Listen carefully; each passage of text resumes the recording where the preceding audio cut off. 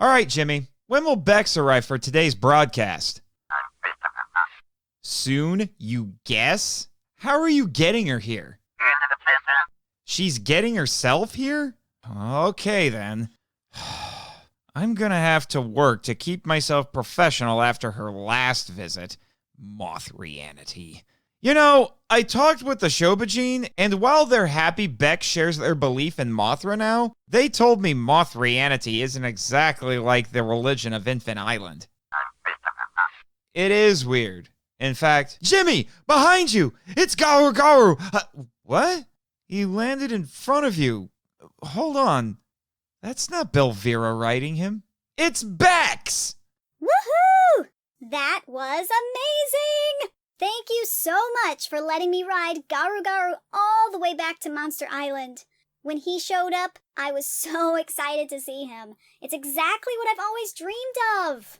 I'm glad you're here, but why are you only 12 centimeters tall? Well, you may remember from last time how Jimmy's teleporter calibrations were a little off. Well, it seems they were a lot off. I've had to stay home, stay safe ever since I got back. I can't go out in public like this and risk an international incident. Yeah, the last thing we need is for people to think there's a shrinking virus going around.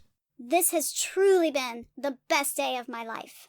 On my way here, I did have to stop and do a little exploring on a remote island. While I was there, I found this crystal. Isn't it beautiful? It is. I'm not sure if it looks like a hunk of dilithium or kryptonite. The board may want to send a team to investigate that island. So, as a thank you for inviting me onto your show and for allowing me to go on this amazing adventure, I want you to have this crystal. Oh, well, thanks, Bex. Okay, Jimmy. It sure was fun being 12 centimeters tall and all, but I know I can't stay this way forever. Tim has been a little concerned, and I need to get back to work anyhow. Good. The last thing we need is a fourth Elias sister.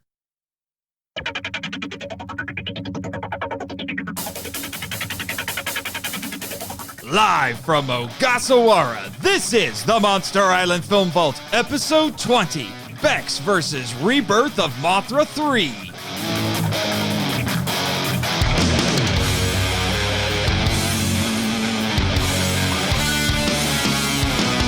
Hello, kaiju lovers, and welcome to the Monster Island Film Vault, a podcast seeking entertainment and enlightenment through tokusatsu. I am your host, the Cretaceous curator of the vault, Nathan Marchand.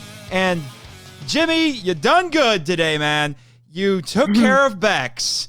You got her back to her normal size because when you showed up, it was a little weird, unfortunately. Yeah, it's been a weird couple weeks, that's for sure.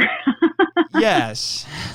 But super enjoyable, I just gotta say. It was one of those fortunate accidents, is that what you would call it? I guess. Yeah. But from what you were saying beforehand, you were falcoring your way here, essentially. Oh, you were 12 centimeters tall, and you got to ride Garu Garu here, which took all of us by surprise. Because Jimmy had no idea how you were getting here. Greatest day of my life, I tell you what. And I mentioned in episode 16 that I was a Belvira fan. Well, I'm a Belvira fan for life now. So thank you, Belvira. I appreciate it. It's great. I don't know how she managed to sneak onto the island. I may have to talk to her sisters about this because I don't know how I feel about it. She's, you never know where her loyalties are, unfortunately. Yeah. But I know where my loyalties lie. Yeah, we know. And I think you need to redo your beginning. Instead of saying kaiju, say moth lovers. I'm just saying. Just a suggestion. I'm just throwing it out there. Yeah. I'll let you do a spin-off, I guess, if you want. Okay. I am not opposed to spin-offs, but yeah. Okay. Especially since I have a long catalog of movies that I need to cover, and a lot of other kaiju on this island who want their movies covered. I understand that, but I'm just saying the most important kaiju is Mothra. I'm just saying.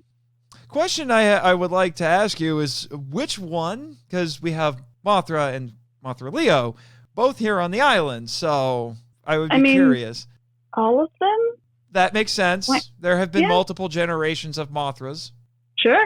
They don't seem to live very long, unfortunately. Except Mothra Leo. No. Mothra Leo seems to be doing pretty well for himself. But Mothra always comes back. Of course she does. Or he, apparently. We'll get into that because the subtitles and dubbing in today's movie, which is Rebirth of Mothra III, which is also part 3 of the Summer of Mothra that we're finishing up today, which will be nice. Again, we'll get into that because my podcast schedule got mucked up again. But, yeah. Today's Toku topic is actually going to be a little bit different because we're not going to just have one, we're going to have two. We're going to talk about you'll have to help me with the pronunciation on this, Bex, but what is it, the hikikimori? Hikikimori. Hikikimori, and we also be talking about the Aokigahara or Aoki Forest. Yay. I mean, not yay. No, don't yay that. Yeah, it'll be kind of a heavy subject. So yes. In the meantime, as per my contractual obligations, we got to get to the entertaining info dump. And while that is playing, through the magic of podcasting, we will have watched Rebirth of Mothra 3. And let me tell you, Bex, I previewed this before you got here. You're in for a treat. I really think that. So, I'm super excited. All right, here we go.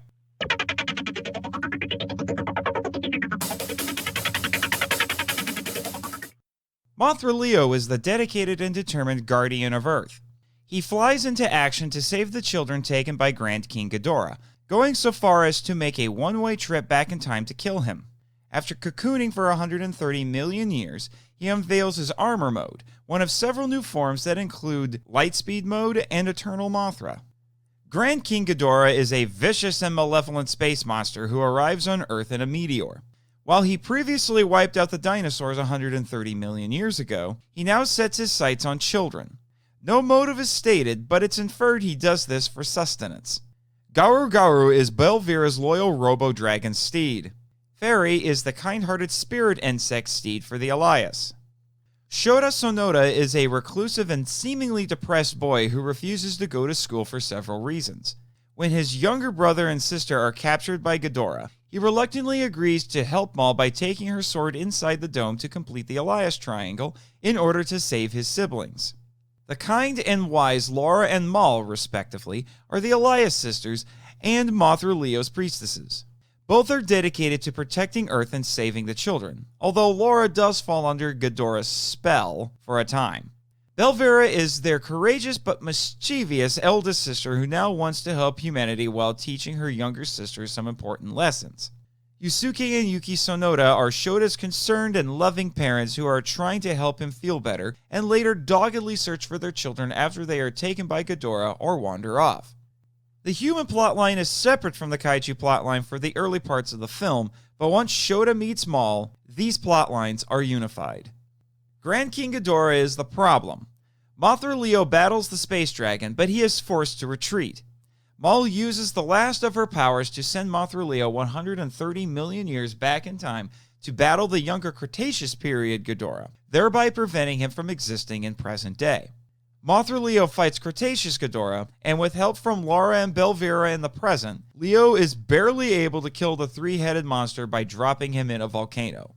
While Ghidorah and the dome vanish, another Ghidorah appears, having grown from a severed tail in the Cretaceous period. The problem is solved when Mothra Leo emerges in his new armor form from a cocoon made for him by Cretaceous Mothra larvae. He kills Ghidorah. The script by Masumi Suetani is more complex than the previous two films, with several new elements like time travel and dinosaurs thrown in. However, the cast is smaller, and it has only one child protagonist. With Koichi Kawakita retiring after Rebirth of Mothra II, this film's special effects were directed by Kenshi Suzuki. They were ambitious and imaginative, but the filmmakers sometimes exceeded their grasp. Most of the budget was spent on the impressive Mothra Leo marionettes and excellent Ghidorah suits, leaving little for the dinosaurs, which are cheap puppets. While much of the practical effects have aged well, the CGI often looks dated even though it's used well. The design of Grand King Ghidorah remains one of the most popular with fans. Other techniques that were used included superimposition, animation, and pyrotechnics. The costumes for the Elias and Belvira, which are more elaborate and detailed, are the best of the trilogy. However, the wire work used for the actresses is subpar. Overall, it's an improvement over the previous films, but it suffers due to its budget. This is the darkest film in the trilogy, although not so much so that children can't watch it. The gravity of the situation is felt throughout. With its magical time travel and other supernatural powers, it's a fantasy film. There's a certain level of experimentation given that time travel and dinosaurs had never been part of a Mothra film before, but these elements were taken from other Toho movies. That being said, making King Ghidorah Mothra Leo's foe was playing it safe for the studio. This film reinforces the style of Rebirth of Mothra with its male Mothra, child protagonist, and fairies with separate personalities, among other things. To a lesser extent, it reinforces the style of 1991's Godzilla vs. King Ghidorah with the inclusion of time travel and dinosaurs. Once again, this sequel was made in response to the modest success of the previous entry. Given its more mature tone thanks to the return of director Okihiro Yoneda, the audience was both children and families. Budget figures are unavailable, although it could be estimated to be about the same or a little lower than the previous entries. It's the lowest grossing of the trilogy, bringing in 850 million yen, or about $7 million, when released in Japan December 12, 1998. It has a 5.9 on IMDb with 765 ratings. It's regarded by many kaiju fans as the best of the trilogy. There are several forces at play. Ghidorah possesses Laura, turning her against her sisters, and Shota has to remind her of her true identity to break this influence. Shota chooses not to go to school, which concerns his parents. It can be inferred that they forbid him from going to Aoki Forest because it's purported to be haunted and a popular suicide spot. Ghidorah is an invader, and the Elias and Mothra Leo oppose him as Earth's guardians. This is the most thematically rich film in the trilogy. The opening narration declares, "As long as you live, you shall have hope." Shota's parents are hardworking but not consumed by their jobs. Shota, despite his reluctance, immediately sets out to save his siblings when he hears they were taken by Ghidorah. The same is true of his parents. The Elias, Belvira, and Mothra Leo all sacrifice themselves in one way or another for the greater good. Belvira tells her sisters they must set aside their differences to defeat the space monster. The importance of family is frequently reinforced.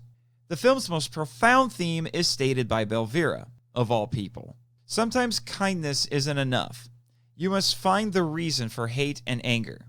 Once you understand that, kindness will become even more powerful, more than courage or wisdom. Wow, it sounds like Jimmy actually had a good time writing this info dump. But now it's time for Toku Talk.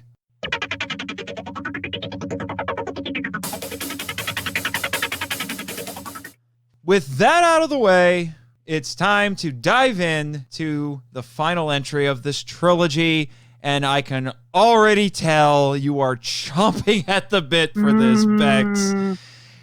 Oh, man. You would not stop raving when we came out of the screening room. Yes, this has got to be one of the best movies I've ever seen. Of course I'm just saying. is. Yeah. It's like, where are the Oscars? Where's the red carpet? Yeah, this deserves high recognition from everyone. And I mean everyone. Apparently you like it more than me. I would say that there are things in this that actually do inch it up into legitimately good territory. Not like Rebirth of Mothra II. Well, it definitely had a lot of meat to it. So yes, more than I was expecting. Before I started prepping for this episode, I hadn't seen Rebirth of Mothra III in probably about 15 years, and I'd only seen it one other time. Remember that story I told you about my grandmother recording it off of TV? That was the last time I had seen it. So I had forgotten a lot of stuff about this. We've got a lot to get into. A lot to get into. Let's do it. All right. So what are you thinking? You're the guest and the Mothrian, our resident Mothrian. So I'll leave it to you. Where would you like to start? You want to talk about the girls? Well, I was thinking about the girls. Yeah. Let's go ahead and talk about the Elias, because that's the first thing you see is them on Infant Island, and Belvira. She's so awesome. Belvira is looking for something. So yeah, I wouldn't mind talking about the girls first, because that's that's great. Well, it's interesting because did you realize they had recast one of them in this? I did notice that. It was very noticeable, and I kind of missed the old Laura. It was Laura. Yep. Mm-hmm. Yeah, I kind of missed the old Laura because she had this. She's the youngest of the three, right? Yes, she is. I looked that up, and actually, Belvira's the oldest. Yeah. I wasn't aware of that, but she is the oldest. It makes sense. Yep. So I kind of missed that, I guess, young, innocent look that the previous actress had, but it wasn't a bad recast. I think she did all right. Yeah, the original actress, I've got it right here. The original actress was Sayaka my apologies for my Japanese. You think that working with a bunch of Japanese people, I'd be better at this. But it's Sayaka Yamaguchi. That was the original actress from the first two films. And she was replaced by Misato Tate. I hope I said that right. It looks like Tate, but I'm a dirty American, so that's what it looks like to me. But I'm assuming it's Tate. She is Laura in this because the original actress had a very crowded filming schedule, so I guess she was popular. Well, that's good, I guess. Mm-hmm. Which is funny because I had thought that they had recast these characters sooner than this and they were cast more of them. But no, the other two sisters are played by the same actresses, which is kind of nice. But my goodness, the costuming. Oh my gosh, you were gushing over the costuming in this. Yeah. So in the first Mothra movie, I mean, we made a joke of them being magical girls. Mm-hmm. They are stepping it up in this movie. They got the weapons, they got little secret amulet things, and they've got cool powers now. Yeah, and their outfits are, well, and it's funny because in magical girl shows, as they get more powers, their outfits evolve. So, it's just natural. You get better, cooler, more regal outfits. Yes. My first reaction when I saw this, because again, I haven't seen this in a while, is I was looking at this and I thought, I don't mean this the way it sounds, but when I saw it, like, you actually look like women, not girls. You look like women. Interesting. Yeah. Yeah. I can see their that. outfits were a little bit more form-fitting and, a little more flattering. Not just, brightly colored doll outfits, more or less. Yeah. And they looked almost, at points, they almost looked a little bit armor-ish. Like they had actual breastplates and things like that. Yeah. I was just like, wow. Yep. Shoulder pads. Yeah. I'm like, wow, you stepped up the game here. Yep. That is very good. And you, Belvira, definitely channeling Maleficent there. Very much channeling Maleficent. And I like it. Ironically, you're not evil anymore, apparently. Yeah, exactly. Still mischievous, not evil. Yeah. Mischievous, not evil. Yeah, she went from evil to neutral in the D&D alignment scale. There you go. Or maybe she's like chaotic good now. I don't I don't know. Yeah, we could dispute that all night if we wanted to. Probably, because that's what nerds do. Right. Oh, yeah, her outfit was actually really awesome. And did you notice that she had a zipper, like a giant zipper on her back? Yes. So it's like a real dress now. Yes. Like somebody actually made her little dress and a little zipper, like doll dress. Yeah. I was like, is that a zipper on your dress? I like it. It's like a new fashion statement. This is probably, honestly, the most compelling these characters have been for me. I mean, absolutely. I got some enjoyment out of the first Rebirth of Mothra. It was entertaining enough. Mm-hmm. It was endearing enough, but I think I might have a little bit more ironic love for the first one. And then, oh my gosh, then there was two, and it's just like, what the frick? But this one, oh my gosh, I love these characters in this. It's such a huge step up. I love the characters. Yep, absolutely. Yeah, and like you were saying, they have weapons in this. I'm like, they have weapons. No other version of the Shobajin has weapons. This is unique to them in this movie. They have weapons. Well, it kind of makes sense because in the first movie you have the shield. That's true. The seal. The seal, and Belvira is using it as a shield. Like it fits on her just like a shield. Mm-hmm. So it makes sense that they got to have some sort of offensive weapon as well. I was getting a lot of really strong Legend of Zelda vibes. Yeah. When that was going on. I even wrote down in my notes, because one of their crazy powers, well, one of them. No, both of the Elias sisters can do this. Uh-huh. They can apparently sing through time. Oh, yeah. Yeah. Because, as you know, listeners, from the entertaining info dump, we have time travel in this. There's a bunch of things that just get thrown into this movie. Oh, and yeah. it's kind of all nuts. Over the place. It is it's kind all of over the nuts. The sheer number of things they throw into this, because we got time travel, and we have all the fantasy stuff with them having weapons and all of that, and then there are dinosaurs, which we'll get into, because I know you love Jurassic Park, our competition. But I'm just like, oh my gosh, and it's just they're just throwing so much stuff into this. Yeah. And it's not like 2, where it felt like they had a bunch of leftover ideas from something and just kind of threw it together and hoped it worked. This one actually seemed like, well, like I can imagine they were all sitting in a writer's room saying, how about time travel? Ooh, I like that. Sure. Dinosaurs. Ooh, I like that too. Oh, even better. Yeah. And then the show machine have weapons. Ooh, I like that. And then they managed to grab all of those ideas. Like, these are all amazing. And then they stitched them together in a way that actually made sense. In a way. Yeah. It's still kind of wacky and doesn't explain everything, because that's kind of what this trilogy does. And they kind of give you, like with you said sing through time or whatever, they kind of give you a little bit of an explanation where I think Maul says the mind can reach where arms cannot, or something like that. Yes. So there's that idea of... I think I have that written down. Keep talking. I'm going to see if I can find the exact line in my notes. Yeah, so they kind of give you an explanation for why they can help future Mothra in the past. I know. It starts getting a little crazy. Right. Yeah. Now, I don't have the exact line written down. Okay. But I do have written down here, because what ends up happening is our villain in this one, and we'll get into it, is not only King Ghidorah, it is Grand King Ghidorah. Grand? It is Grand King Ghidorah. That is the specific name for this design. The official? Yeah, the official name for this design, this incarnation of King Ghidorah. It's not Des Ghidorah. Right. That is a different version of Ghidorah. This is the King Ghidorah, but it's the Grand King Ghidorah.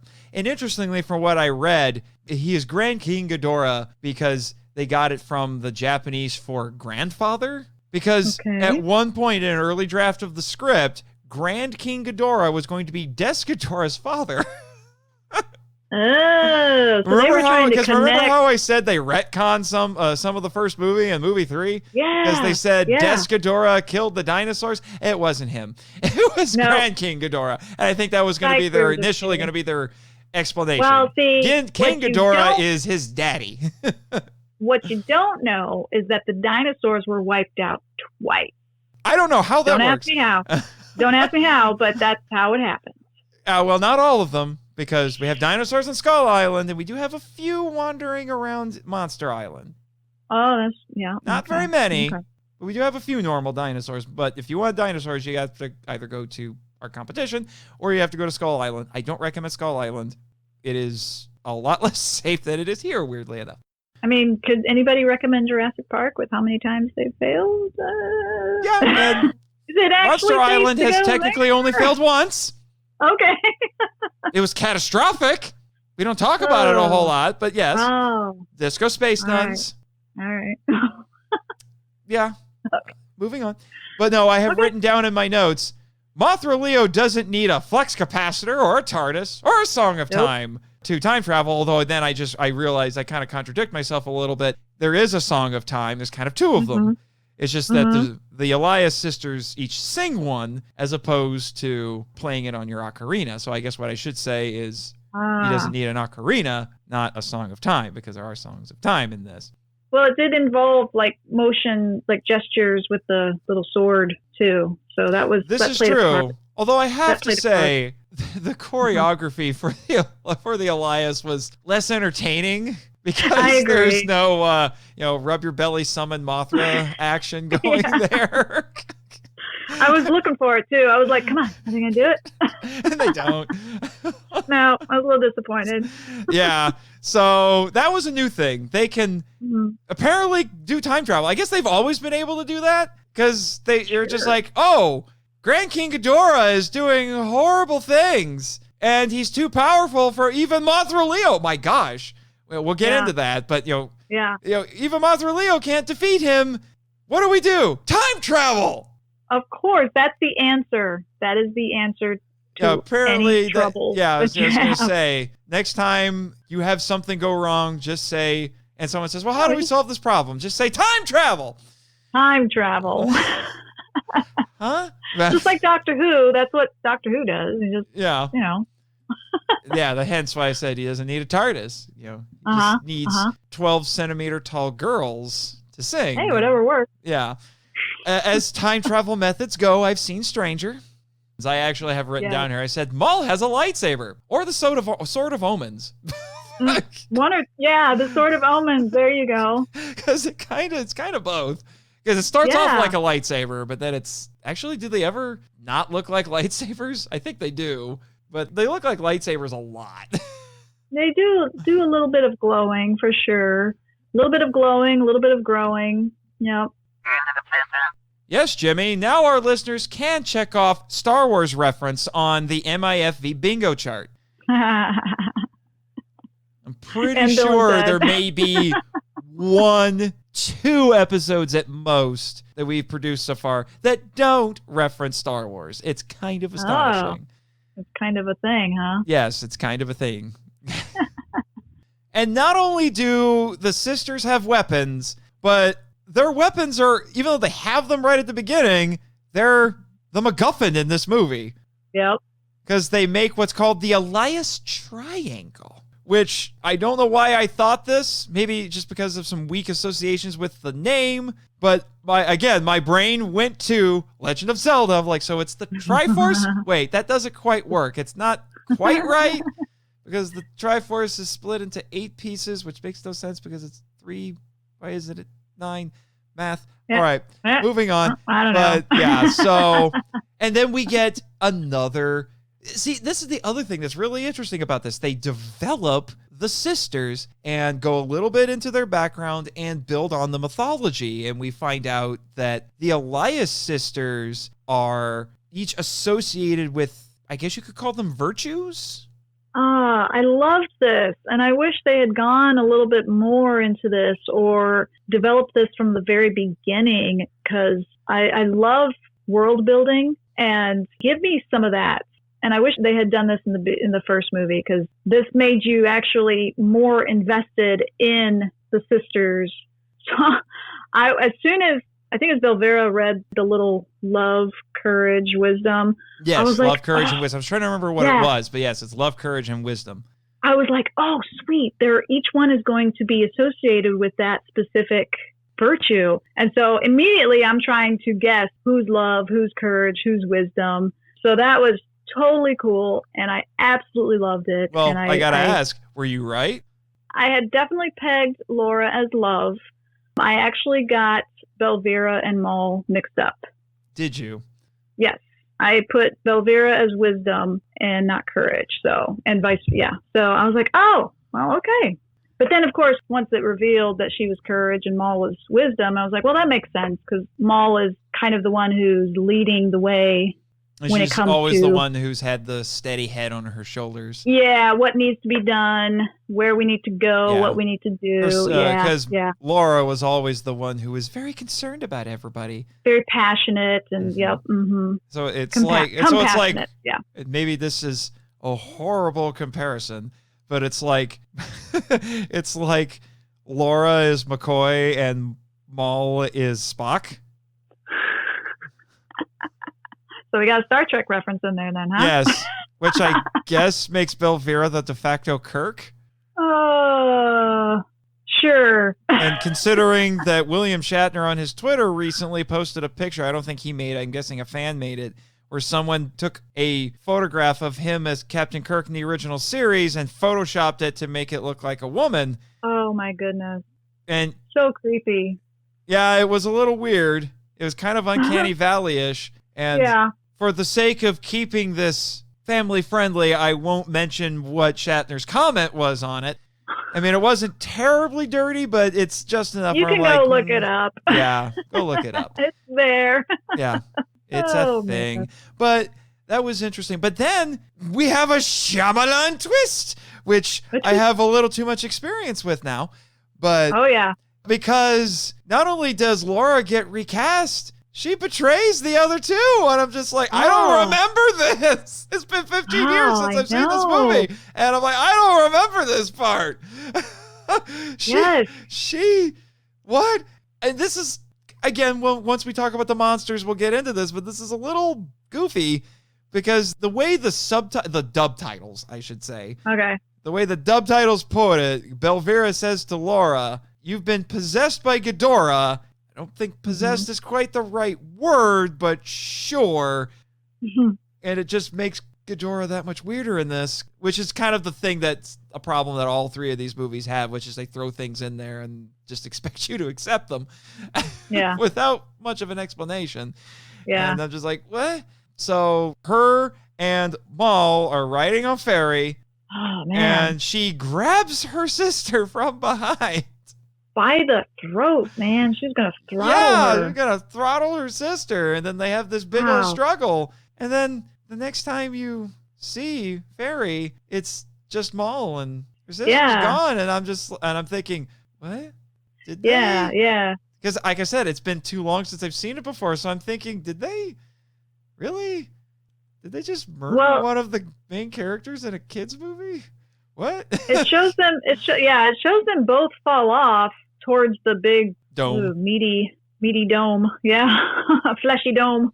I found some things out about that dome that might freak you out a little bit, just so you know. Okay. So, and then Fairy flies after him, but then you don't see what happens after that. You really don't know what happened to Laura actually until. Now that I think about it, they do fake out deaths for all three sisters. Yeah, they do. Because you think Laura dies and she doesn't. Yeah. She just ends up in the dome. Yeah. Then it looks like Maul dies because she exhausted herself sending. Yeah, she turns into a crystal because she exhausted herself sending Mothra Leo back in time. Yeah. And then there's at least one point where you think Belvira dies. Now, that one is probably the one where they do the least fake out with it. Although that one was actually kind of interesting because she also ends up in the dome with Garu Garu. Garu Garu, the hero, the true hero. And we'll talk about him in a second. And then Laura almost kills her because they get into a sword fight. I'm thinking I never expected to see a sword fight in this movie. The wire foo looks questionable. Yeah, it's a little janky. Crouching Tiger, this is not, but we'll go with it because it's kind of been Belvira's thing, the wire foo. But that was interesting to say the least. So they used to get into a sword fight with them. And I think even before then, she crashed in the dome and you didn't really know what had happened. And then she wakes up and she's like, "Oh, hi, Laura." And then Laura's like, "I will silently murder you." And so there's all of this stuff going on with the sisters. And I'm just, wow. And again, this is probably the most they get to do in any of these movies. Yeah. And I loved it. And Maul immediately knows that the little medallions fit in the sword, where Belvira didn't because she was wearing it around her neck. And Laura got it from her and then put it in her little sword. And Belvira's like, "Oh, that's how you use that?" What?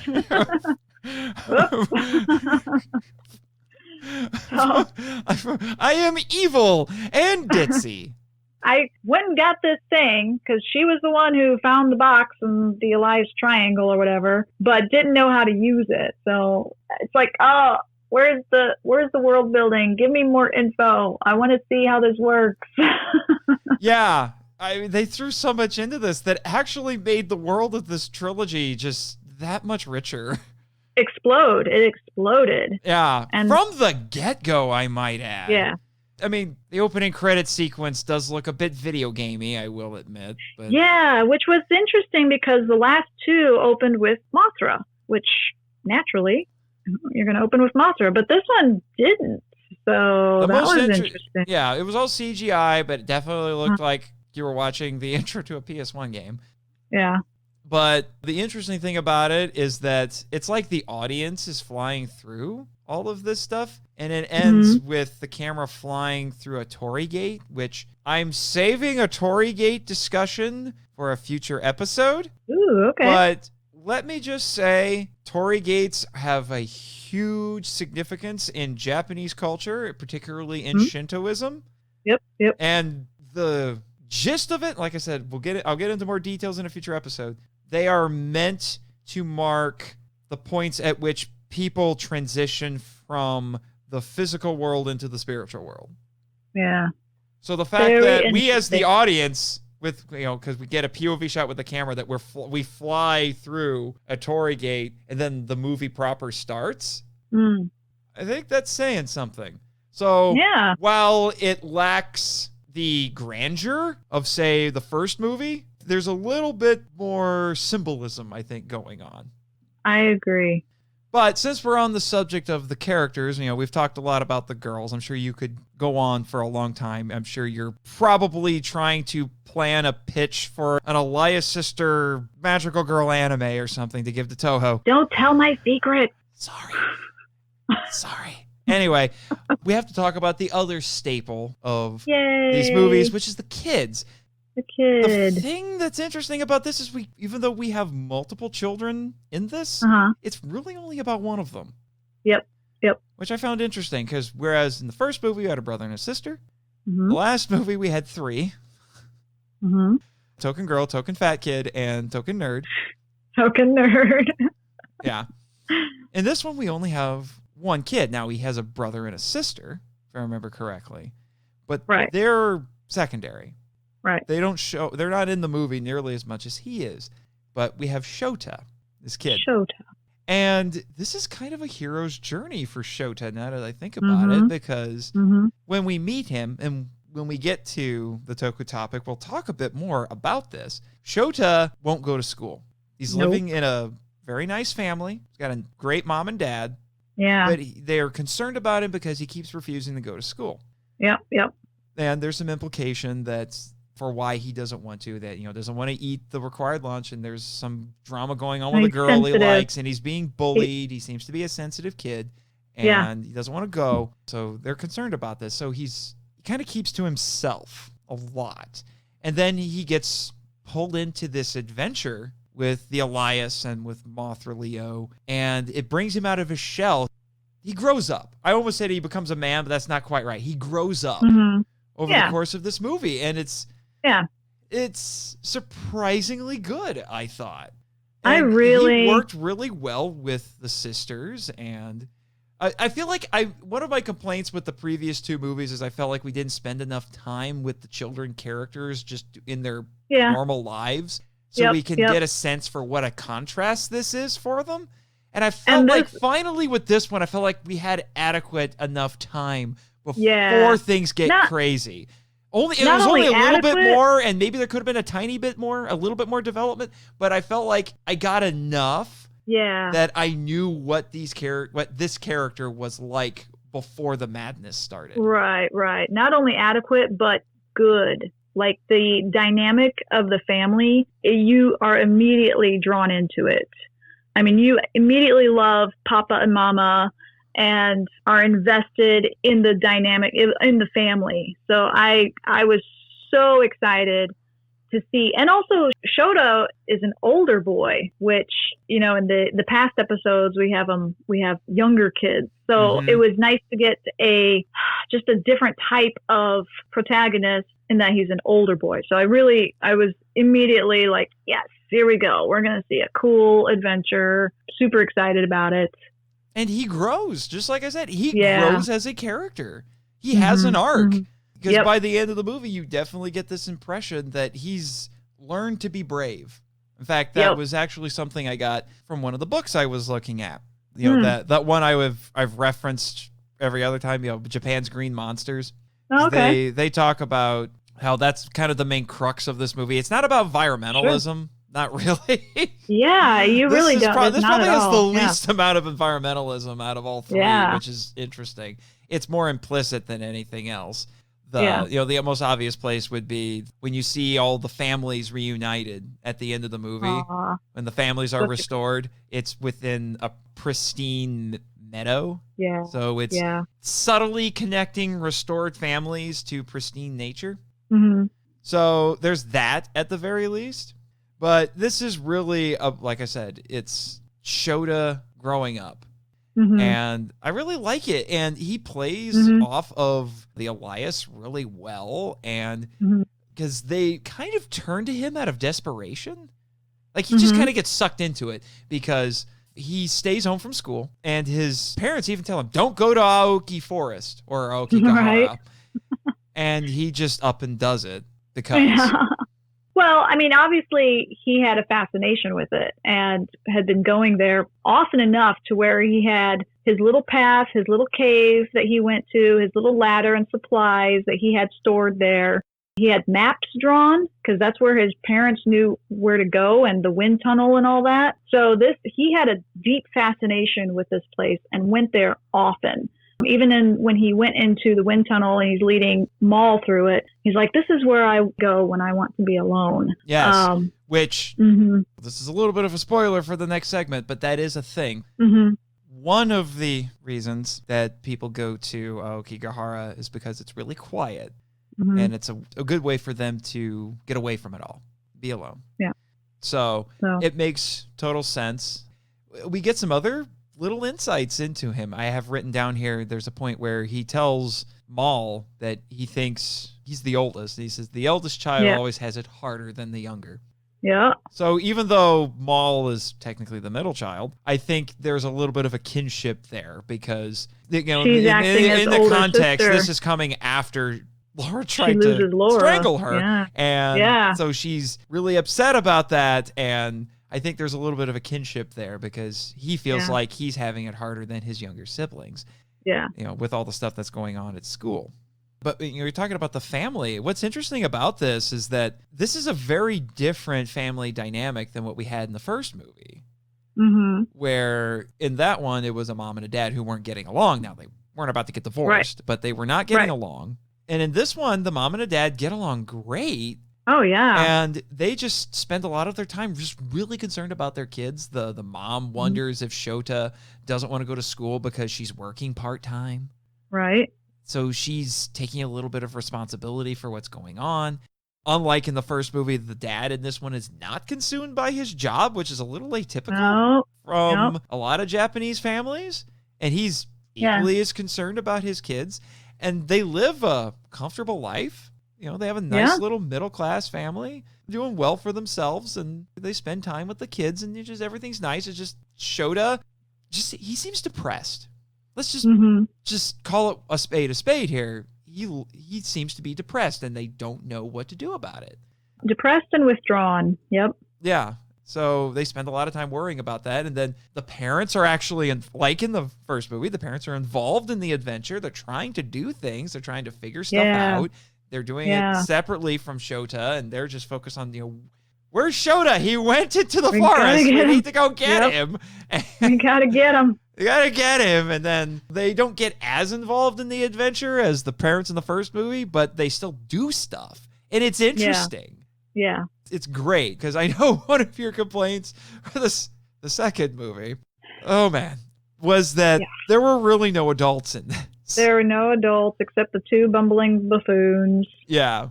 But you liked the first one because the parents were involved. I love the family. Yeah. Because that ending scene when the family comes together, I was moved by that. Like, it was beautiful. Yeah. And I literally teared up. Like, this is... I know. I saw... an awesome, awesome ending to this trilogy. So, yeah, I loved the family. It was surprisingly good. Now, I know both of us have a lot of notes on the monsters, but before we get to the monsters, is there anything about the characters that we want to make sure we cover? Of course. We could always talk more about the characters. Which is saying something, because people tend to act like characters don't matter in kaiju movies. Wrong! Oh, no. Or no, let me say it like Lex Luthor. Wrong! All right. Absolutely, man. I mean, I love the kaiju, obviously. But man, the characters, absolutely. Because that's how you connect with the whole thing, is the characters. And poor Shota, like, I loved the idea of his character. I loved that he was an older boy and he was withdrawn. I mean, just his whole story arc, I loved it. But the poor kid, he's got like one facial expression. It's well, like, we've already established that he's probably depressed. So you're right. So I didn't think of it as a poor performance on that little on that part of the little actor. I think it's because he's supposed to be that way. Yeah, you know, you're probably giving him too much credit, but we can go with that. So. Yeah. See, Jimmy says that when he was growing up in Japan for a little while, he knew kids like Shota. Okay, Jimmy. All right. I'll defer to you because I've never been to Japan. I only watch shows about it. Someday, right? Exactly, someday. Well, I mean, technically Ogasawara is part of Japan, so. True. Yeah. Mainland Japan. Mainland Japan. Yeah, we have to qualify it a little bit. All right. And then one of the things that I had written down was, and I'm surprised we didn't talk about this, because the MacGuffin, we talked about the different weapons that the sisters have. And then they combined them at the end. By your powers combined, they make the Elias Triangle, which is supposed to help them defeat Ghidorah. Right. It's a rapier. Yes. And I actually wrote down in my notes, expectation subverted. I would not have expected it to be a rapier. No. It's a Japanese film. I'm thinking probably katana. No, it's a rapier. You can't underestimate the rapier. One of the coolest characters in the Soul Calibur game, I can't remember his name, but he uses a rapier. Raphael. There you go. That's it. Thank you for the nerd points, Jimmy. Yep. So, and he's a pretty powerful character, and he's pretty fun if you know how to use them. So, rapiers, I'm just saying, are pretty cool. All I remember from Raphael in those games is pokey pokey. Pokey pokey. Pokey pokey pokey pokey. Yeah. Yep. Yeah. Death by a million pokes. Yes. So that was actually pretty cool. I did like how Belvira, when she was caught underneath Garu Garu, she's kicking him. I love it. She's like kicking him. She kicks him. She kicks him and she says, "Oh, you're useless." Yeah. I love it. And then she calls him useless, but she's kind of tied up right in front of him, and then she actually manages to kind kick him awake or something. Well, we're back. Like, she kind of throws herself back and kicks him in the head and says, "Oh, you're useless." And then he wakes up and he's just reflexively shoots his death ray and changes her boots. Yes. I love it. And I'm like, love it. Is that an unintentional callback to the first movie when a shoe stops his death ray? Oh, yep. Oh, man. I forgot about this. I have this little scene because, I mean, we're kind of jumping ahead a little bit. It's kind of about the monsters, but I don't think there's much else to say about Fairy other than this. But there's this little moment where poor Fairy is alone because all the sisters are gone. I know. And he's just sitting there just like, oh. And this is the best looking fairy out of all three movies, it is. I think. Yeah. But he's just sitting there and I'm just like, I feel sorry for him. He's poor fairy. They're all gone. Yeah, poor thing. And thankfully the sisters come back, so everything's okay. Yeah, it's not as bad as when he was only mostly dead in the first movie. No one truly dies in this movie. Which I don't know if that's a good thing or not. But with all the fake out deaths, no one actually dies. Yeah. But anyway, since we're talking about, we talked a little bit about Fairy. That's probably Fairy's standout moment in this movie. Right. We'll talk a little bit about Garu Garu since you got a little up close and personal with Garu Garu. Yeah. So, which iteration of Garu Garu did you have? Normal Garu Garu? Did you have Terminator Garu Garu? Or did you have, as I call him in my notes, Kano Garu Garu? Because he has a little bionic eye now. I kept waiting for a laser to come out of the eye. Yeah, right, right. It was definitely Kano Garu Garu that I got to ride. And thankfully, that little monocle that he has over his eye actually serves a purpose because, I mean, it helps him navigate all on his own because, I mean, I didn't know where I was going. So, well, obviously. Obviously. So that came in handy. But, yeah, did you, watching this movie, did you have any standout moments with Garu? I just love Garu, and there wasn't enough of him in this episode. I'm just gonna say, in this movie. So more Garu, please. Yeah, I don't think this is the most he's been used in a movie. I think that still goes to the first one. The first one. Yeah, but there was a little moment in this, and I kept it to myself when we were watching the movie because I'm just like, she's in the zone. I don't want to take her out of this zone. But there actually is a scene where it's like somehow the producers of this movie knew you would say this, but there is a scene where Belvira is using tiny wrenches to fix him.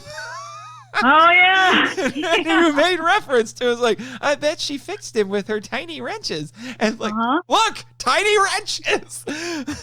Yep. Yeah, there are actual tiny wrenches. Yep. In this movie. Yep.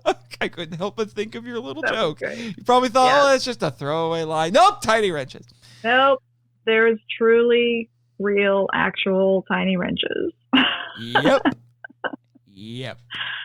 All right. And then let's take the next one in line because I want to save the big two monsters for the end. Sounds good. Yeah. We have dinosaurs. Dinosaurs. Oh my goodness. We had dinosaurs. I think they ran out of money. Because all the rest of the monsters look great. And then they looked at their budget and they said, well, darn. So we have these big, gorgeous looking suits and multiple marionettes for Mothra Leo because that's what he do. And all of this stuff. And then they're like, oh, wait, we need to make dinosaurs. What can we afford? Hand puppets. Hand puppets. From a Halloween store. Or the actual toys from Jurassic Park. Yeah. Because that T-Rex design is pulled straight from the Jurassic Park T-Rex design. Yep. Yeah. I've seen video of our competition. I know about it. Yeah. I'm sorry, but those effects were... I don't know if cringy is the right word, but compared to everything else, it was a little difficult to see. Yeah, it was rough. That was rough. Because there's all this buildup because they say, this is not the first time Ghidorah has come to Earth. He came when there were dinosaurs, and he wiped out the dinosaurs, which, retcon, he wiped out the dinosaurs 130 million years ago, which makes me wonder because most estimates say 65. So we're just randomly making up numbers. Might as well randomly make I also forgot event. I'm looking at my notes right now. I also forgot there was a point where apparently Fairy has new powers in this too. Oh. He apparently has scanning beams. Oh, yeah, that's right. He scans it. Yeah. Yeah, scanning beams. And I think didn't he have deflector shields later? So it's like, what the heck? Is he a starship? A Federation starship? He's got sensors and deflector shields? Because? Okay. Does he have a teleporter? Transporter? Yeah. No, he didn't teleport, and you've already had some interesting experiences with teleporters. Yeah. But apparently, not only does he have scanning beams, he can detect dinosaurs. Yeah. So Wu apparently got wiped out twice. So, gotcha. So we have these dinosaurs, and it's... I wrote down in my notes, these are the worst looking dinosaur puppets this side of Carnosaur. Jurassic Park, this is not. No. It was and it's rough. so funny because it's, Jurassic Park was what, 93? And this was 98? Yep. And yeah, you're right. I mean, it's obvious that there was budgetary issues with that. I admire the ambition. I really do. Sure. Because there's all this hype. It's like, we're going back to the Cretaceous period, which is even more... I don't know if it's more or less ambitious, but in an earlier draft of the script, it wasn't the Cretaceous period. Heck, it wasn't even King Ghidorah. It was going to be Rodan. Oh. Okay. And in order to defeat Rodan, Mothra Leo was going to travel back to the Edo period. Oh. To fight a younger version of Rodan. Okay. But then they changed it to King Ghidorah because they thought that had more marquee value and made it the Cretaceous period instead of the Edo period. Because Jurassic Park was so successful? I guess. I don't know. Maybe it was to save money, but then again, they tried to make dinosaurs and a volcano and all kinds of stuff. So and that CGI Brachiosaurus, oh man, that was rough. Yeah, well, I thought it was a T-Rex and a Triceratops. Well, that was the two shot. main ones that we saw. It was a T-Rex and a Triceratops. And that actually made me laugh. And I don't know if this was intentional or not, because when we see the T-Rex and Triceratops, the T-Rex is hunting it and is trying to get his jaws around the thing's neck, which is a little difficult because Triceratops. Yeah. To strangle it and then presumably eat it. And then Mothra Leo shows up and they stop. And they look up and like, what the? And then they watch all this, and then we have a big fight between Mothra Leo and King Ghidorah, and then there is this shot of these puppets. Oh, it's hilarious. Where all this stuff happens. All this madness happens. They witness it all, and then it's like the two of them have just been standing there, predator and prey, just been standing there watching. And then after it's all over, they look at each other knowingly as if to say, I know. well, that was weird. And suddenly they don't want to kill each other anymore.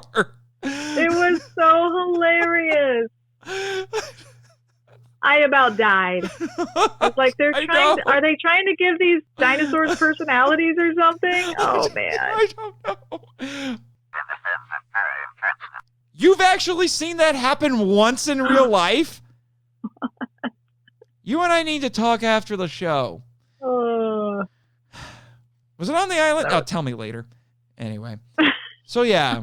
Again, I admire the ambition, but I think their ambition exceeded their grasp, their reach, something like that. Well, if only their mind had reached further than their arms. Or in this case, their budget. Or in this case, their budget. Yeah. In which case, that's a perfect time to transition to where most of the money went.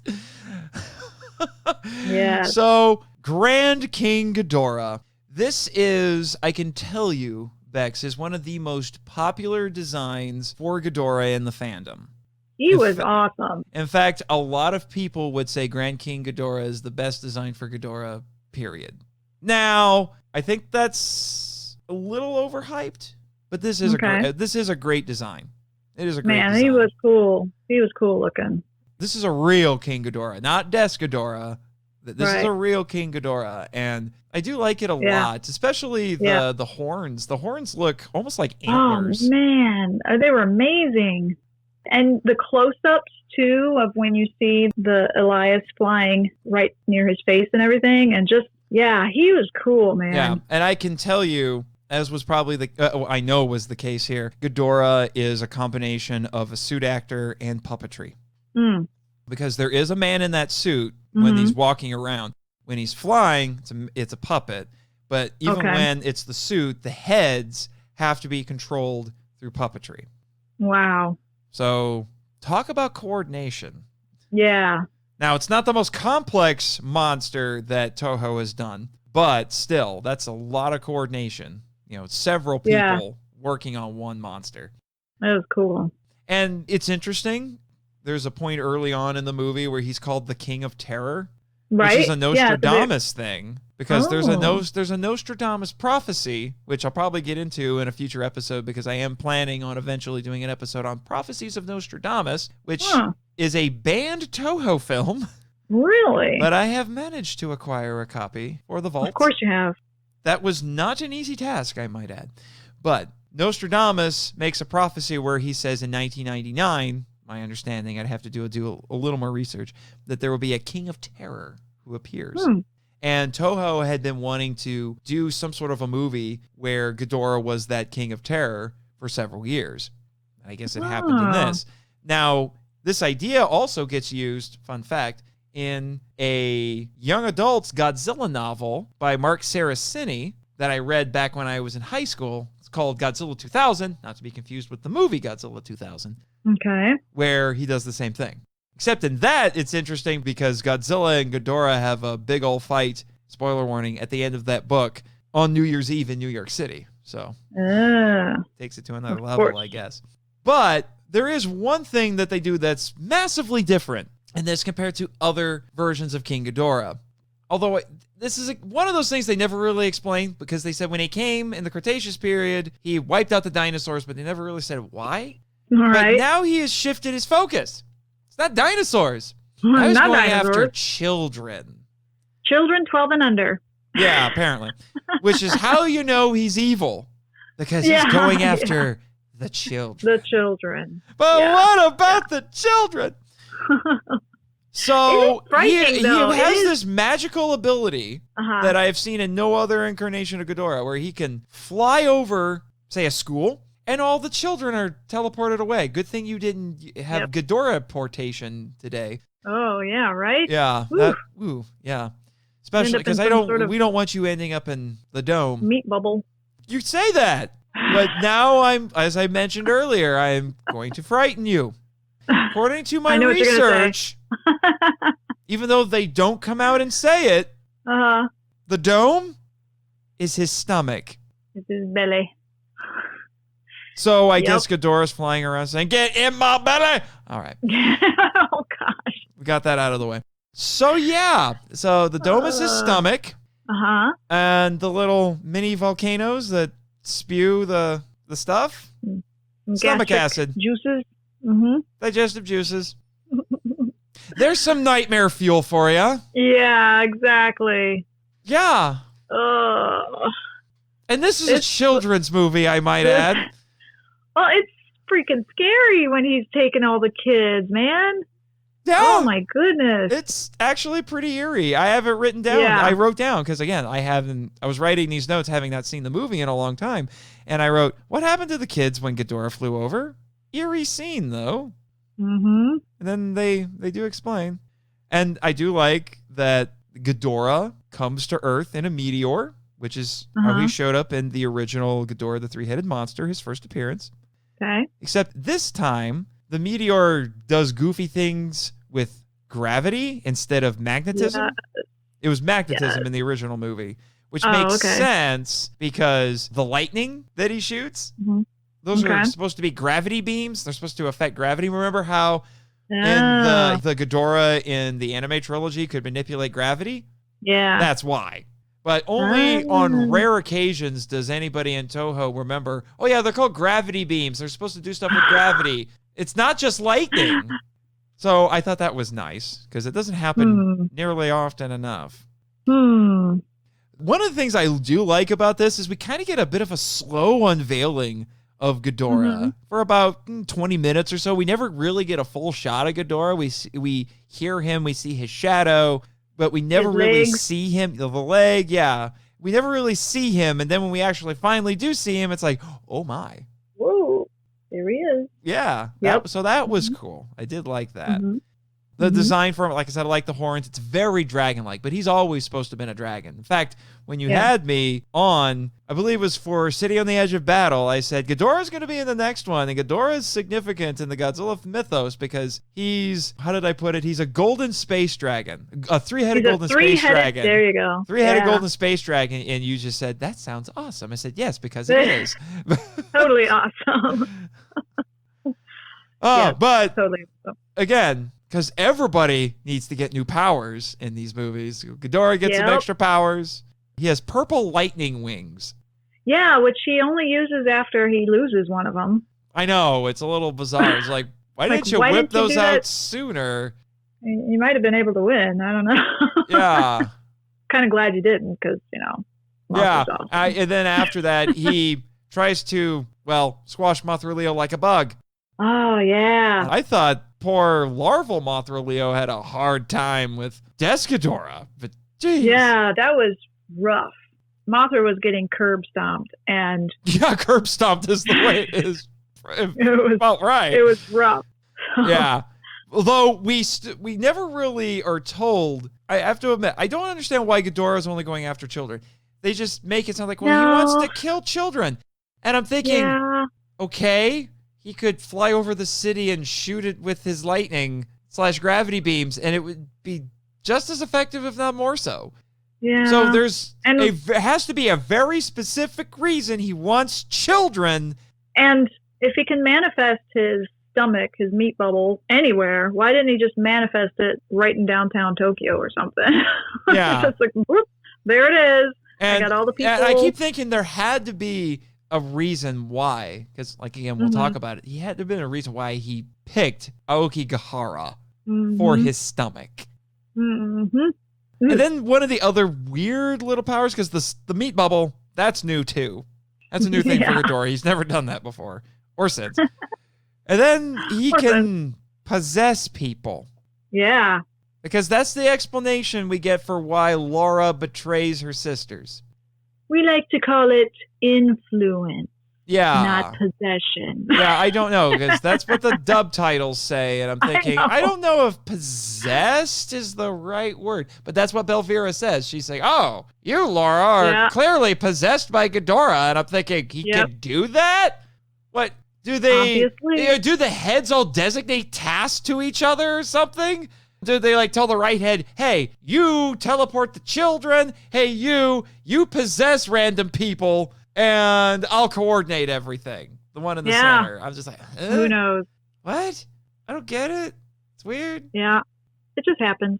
Yeah. Story. But like I said, it's kind of a trademark of this trilogy. They throw things in there with no explanation.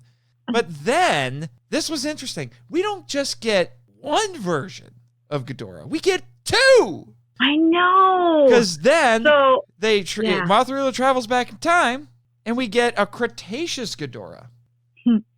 So I originally had called it Baby Ghidorah, and you informed me that no, this is not Baby Ghidorah. No, there has been a Baby Ghidorah. So I have nicknamed this Ghidorah Angsty Teenager Ghidorah. Angsty Teenager Ghidorah. I like it. Now I wish Shota had gone back in time with Mothra Leo. Yeah. Can you imagine how fun that would be? Be like, it's like, I feel your pain, Ghidorah. I understand you. I don't want you to die now. Or maybe I want you to die more. I don't know. Right? I don't know. I'm confused. I'm very confused. I want to be alone. I want to be alone. Dinosaurs. Let me kill all the dinosaurs so I can be alone. Leave me alone. I'm depressed. Right. Anyway, so we get two. And Mothra Leo has to fight this one too. And the weird thing is, the whole logic behind it is that he's less powerful. Still powerful, but less powerful. Mothra Leo can handle him. No. He does do better, but he still gets his butt kicked. Yep. But and this one's a lot different. This one actually reminds me of the Ghidorah from GMK, the one I told you had the crazy long name. Okay. He's smaller. The horns are less pronounced. So more angsty. Yes. And then I did think it was interesting, and the time travel gets a little wonky. I've seen far worse. My gosh, don't get me started on Godzilla versus King Ghidorah. Oh yeah, the time travel was like, wait a second. Yeah. So the tail. I will give them credit. They address it because Belvira even says, "Hey, if they destroyed Ghidorah, in the past, we would remember everything differently, but we're not." So they at least acknowledge the fact that something goofy's going on with the time travel. Yep. Which is, like I said, is more than I can say for Godzilla vs. King Ghidorah, but still. But they have this moment where modern Ghidorah, Grand King Ghidorah, even though he's looming creepily over the meat bubble, like a witch, kind of sitting going, boil, doyle in trouble. He starts feeling the pain of his past self, which is actually kind of funny. Yeah. And I thought that was kind of interesting. I'm a little surprised that the characters know that that's what's going on. Yeah. Because Laura does get Ghidorah's influence broken. And then she can sing through time because she sends Mothra Leo a power up in the form of song. Right. And all that stuff. But the present Ghidorah still has the two tail forky thing. I know, they're tails. Yeah, the tails. Yes. Like he didn't lose one part of it. when the past Ghidorah lost it. Yeah, which is a little odd. Again, it's a little wonky, but I think the implication, because that's Mothra Leo succeeds in defeating Cretaceous Ghidorah. It's a hard-fought victory, but he manages to win, and he severs a tail. Interestingly, again, things got changed from a previous draft of the script. Originally, it was going to be one of the heads, but they deemed that too gruesome for a children's movie. That would have been amazing. And I thought, shoot, they're putting the kids would in the make more sense. Stomach. Yeah. But man, that would have been awesome. We can't have any decapitations in this. And I'm thinking, have you seen Ultraman? Man, do you realize how gory Ultraman gets? And you don't want a Ghidorah head to get blown off?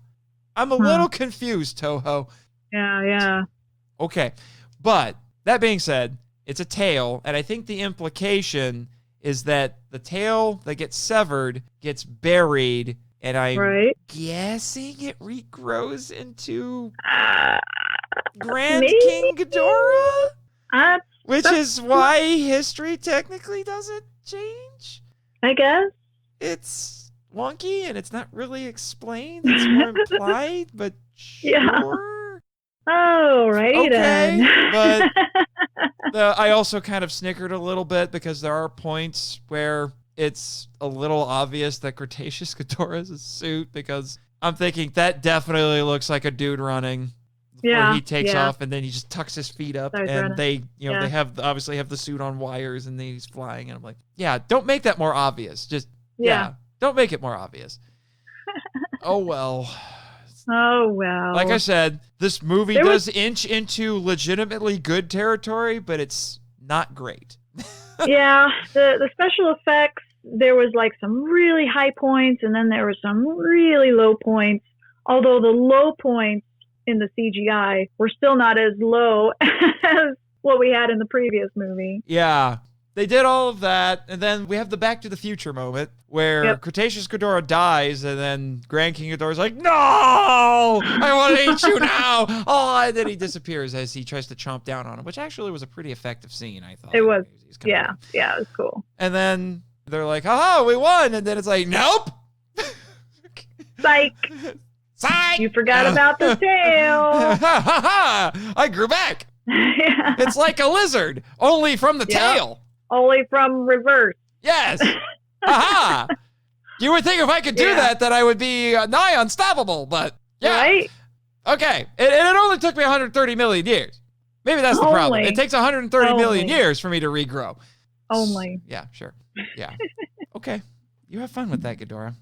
But I even wrote down on my notes, Ghidorah just got Back to the Future, but if Ghidorah never existed, are the kids still there? I had so many questions. And then they actually addressed it. I'm like, oh, good on you, movie. Wibbly wobbly, timey wimey. Yes.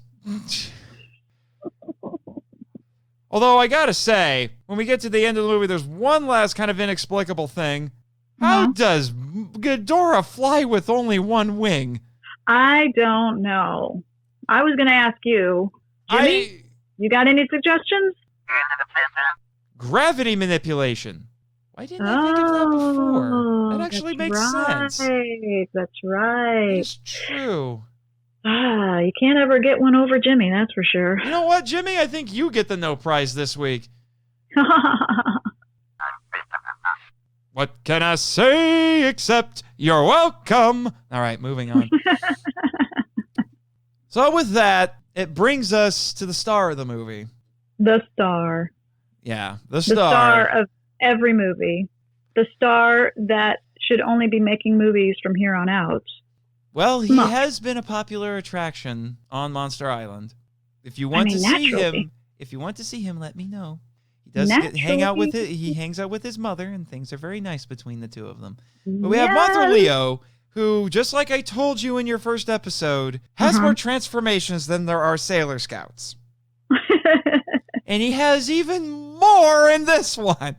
Yeah, he went through, what, 3? About 3. Yeah. We have Armor Mothra. 4. At the end. We have 4? Yeah. Because he does the silverfish. I thought that was Aqua Mothra. Oh, you're right. I was kind of thinking that was Aqua Mothra. Aqua Mothra that looked flies a lot like Aqua through Mothra. time. Yeah. That's amazing. Because I guess it's also time travel Mothra. But which that was a pretty cool. I just want to say that was a pretty cool CGI effect of the like everything going tunneling. It was like tunneling, so that was pretty cool. I liked that. So just wanted to say that. Yeah. But yeah, so Aqua Mothra that can also travel through time. Apparently. Then we have. Well, we had the Rainbow Mothra from the previous one. Yes. Which was kind of like default mode 2. Okay. And then, excuse me. Jimmy is sending me some stuff on my laptop here. Okay. It was not Aqua Mothra. That was Lightspeed Mothra. Oh, okay. It's a little different. Good. It's a little different. It's similar. It's similar, but it's more streamlined. All right. Well, Jimmy, do me a favor and send me everything that you possibly have that has anything to do with Mothra, because I need that. He's getting on it right now. Excellent. Thank you so much. I gotta say, Lightspeed Mothra looks like an X-Wing! There you go. And then we had Armor Mothra at the end. Armor Mothra. Which, yep. Oh my gosh. That was a little preposterous, I thought. Because I'm thinking, okay, how's he gonna get another power-up? He magically has Lightspeed Mothra with no explanation. It's just like, I can travel through time, and I'm Lightspeed mode. And then he gets his butt kicked. That's the interesting thing. I had mentioned before that I felt like Mothra Leo is just super powerful and just pwns everything. And then in this movie, oh my gosh, he does it. He gets his butt kicked. Like, Grand King Ghidorah makes him look like a chump. And then, tearing part of his wings.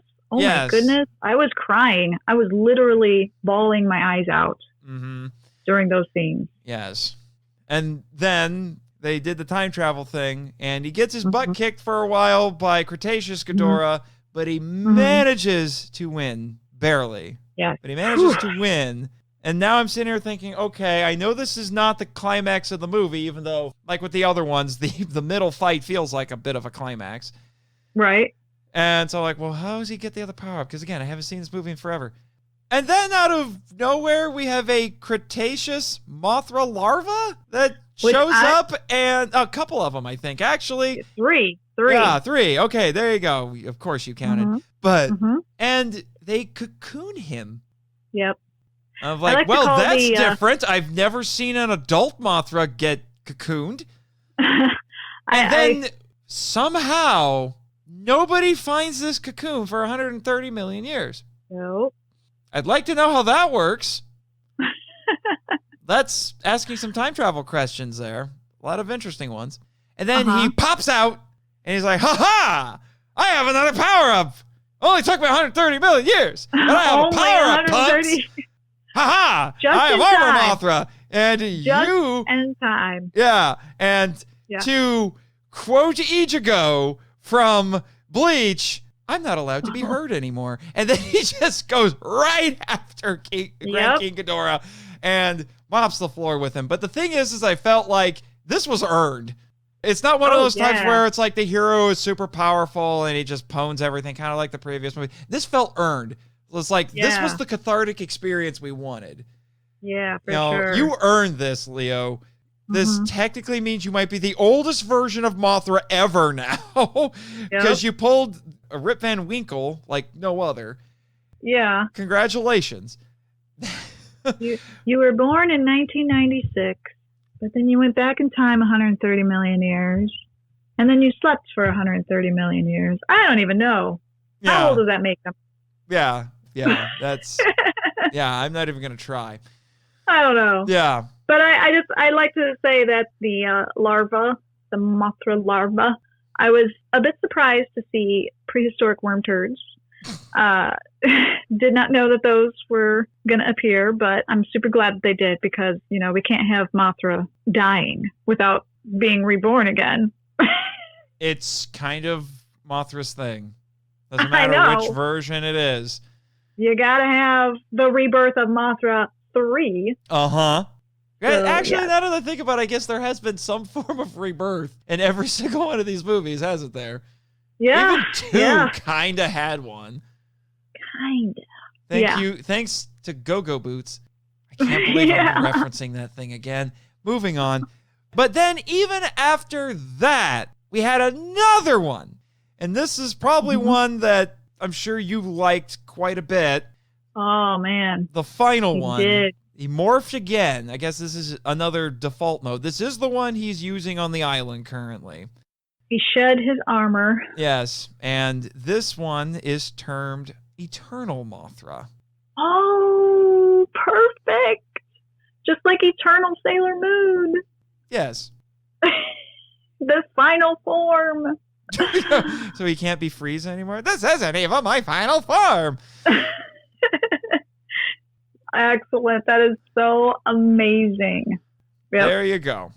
Unfortunately, and this is a long-standing problem, the dubs and subtitles can't figure out what are the proper pronouns to use for Mothra Aww. and Mothra Leo, because in this one, they kept calling Mothra Leo a she when he's supposed to be a he.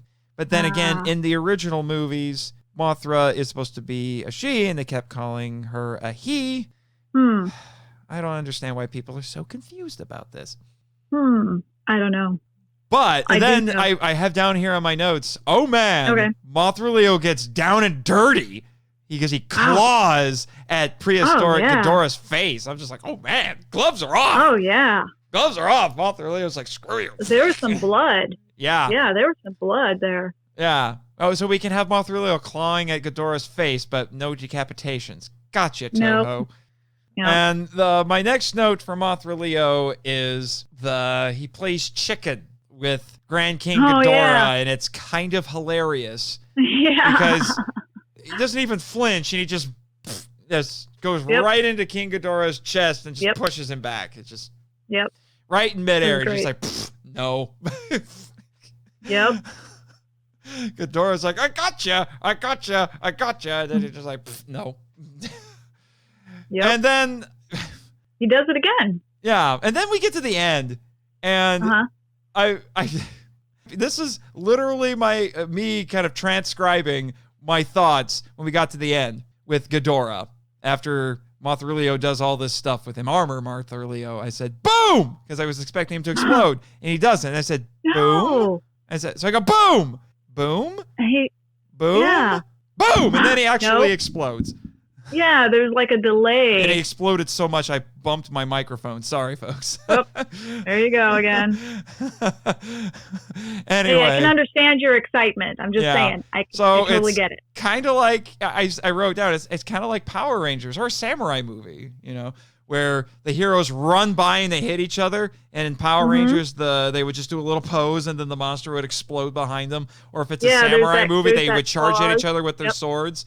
And then one of the samurai would sheath his sword, and then the other guy would fall over. Yep. So, yeah. Very classic. Yeah, very classic Japanese cinema. Yeah. But that's all I've got, and so I will cede the floor to you because I can tell you are about to burst at the seams, and I'm a little scared, so go. I just absolutely adore this movie.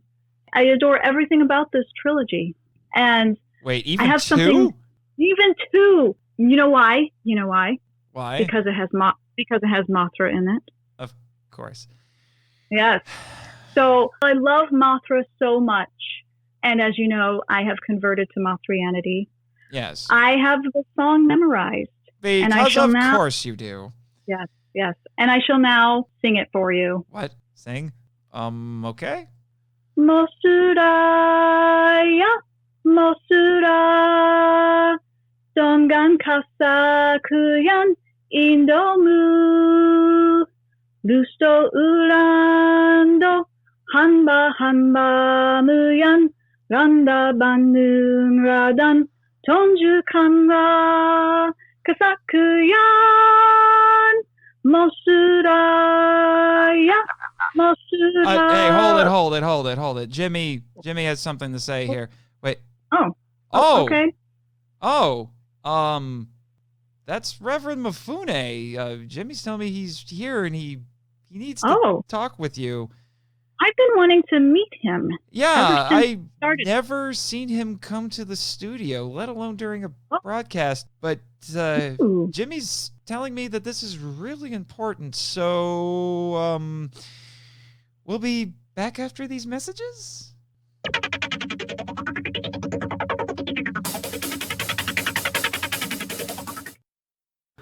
This July, coming from the depths of the internet, is the fiercely fun Kaiju Con Line 2020. From July 11th through the 12th, content creators, fans, artists, and more will gather together to celebrate the wonderful world of the giant monsters that inhabit the kaiju genre. Check out the Facebook event, KaijuCon Line 2020, or our website, kaijuconline.com, for upcoming details and listings for this online monster convention. We hope to see you all there.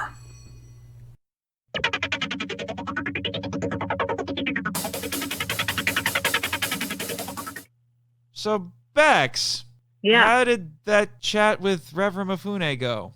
Huh. Well, I am so embarrassed and so ashamed. Reverend Mifune had to bring me back to my senses.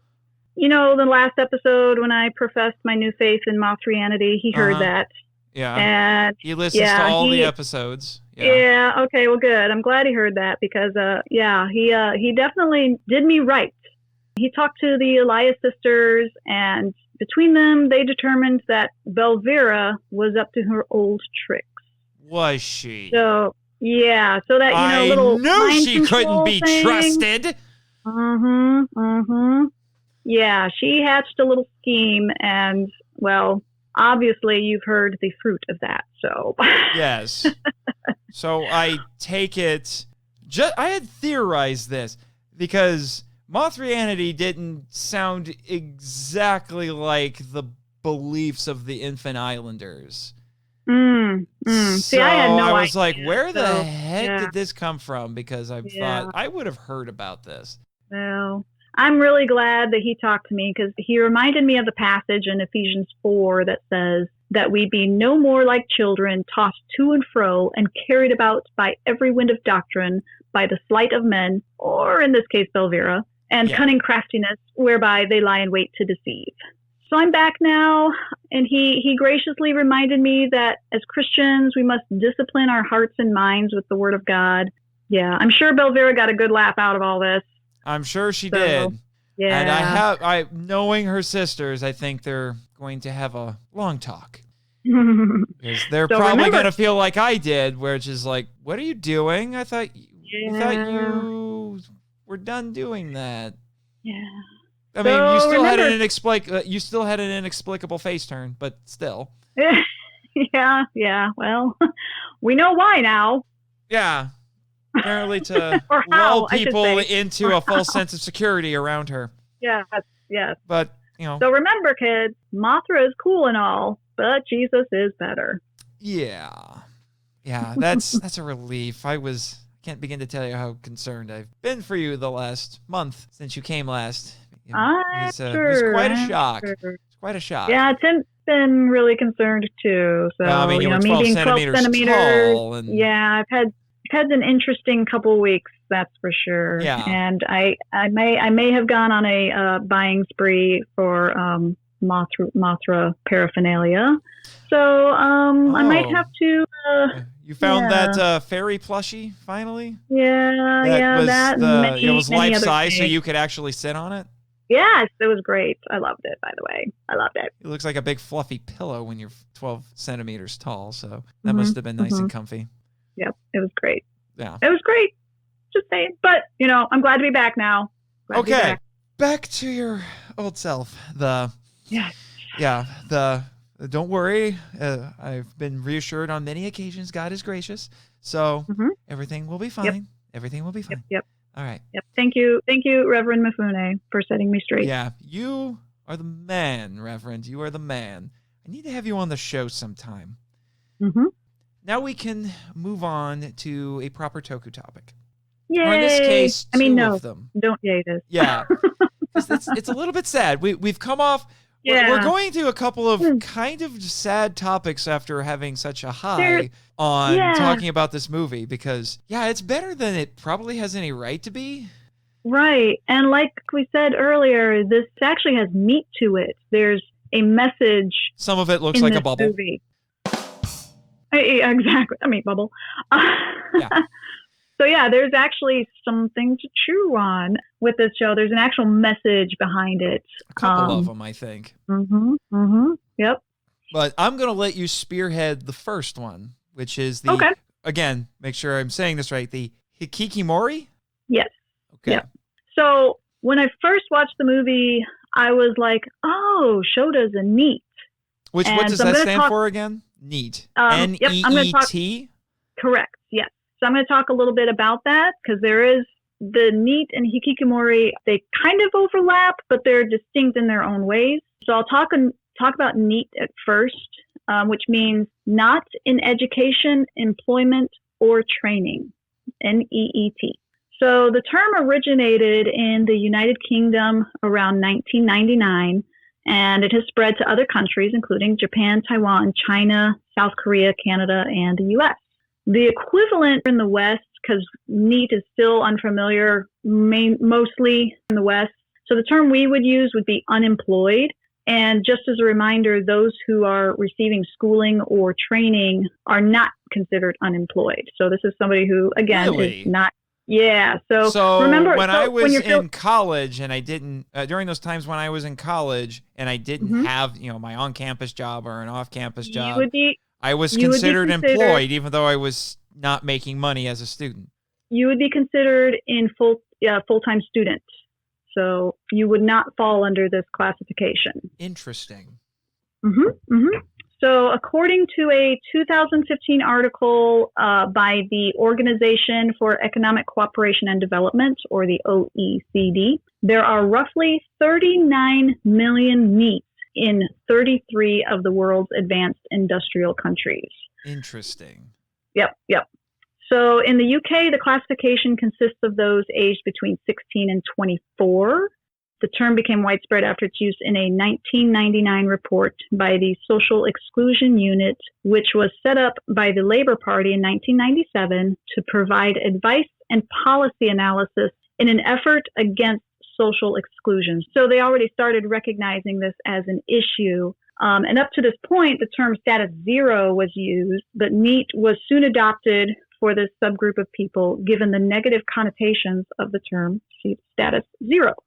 A BBC News report done by Simon Cox in 2006 said the word is the latest buzzword for teenage dropouts. And he says that NEET are 20 times more likely to commit a crime and 22 times more likely to become a teenage mom. So, females. Oh. Yeah. A 2007 report by the Prince's Trust, which is a charity. Trust? Yeah, the Prince apostrophe S. Oh, okay. So, like the Princess Trust? Right. No, that's okay.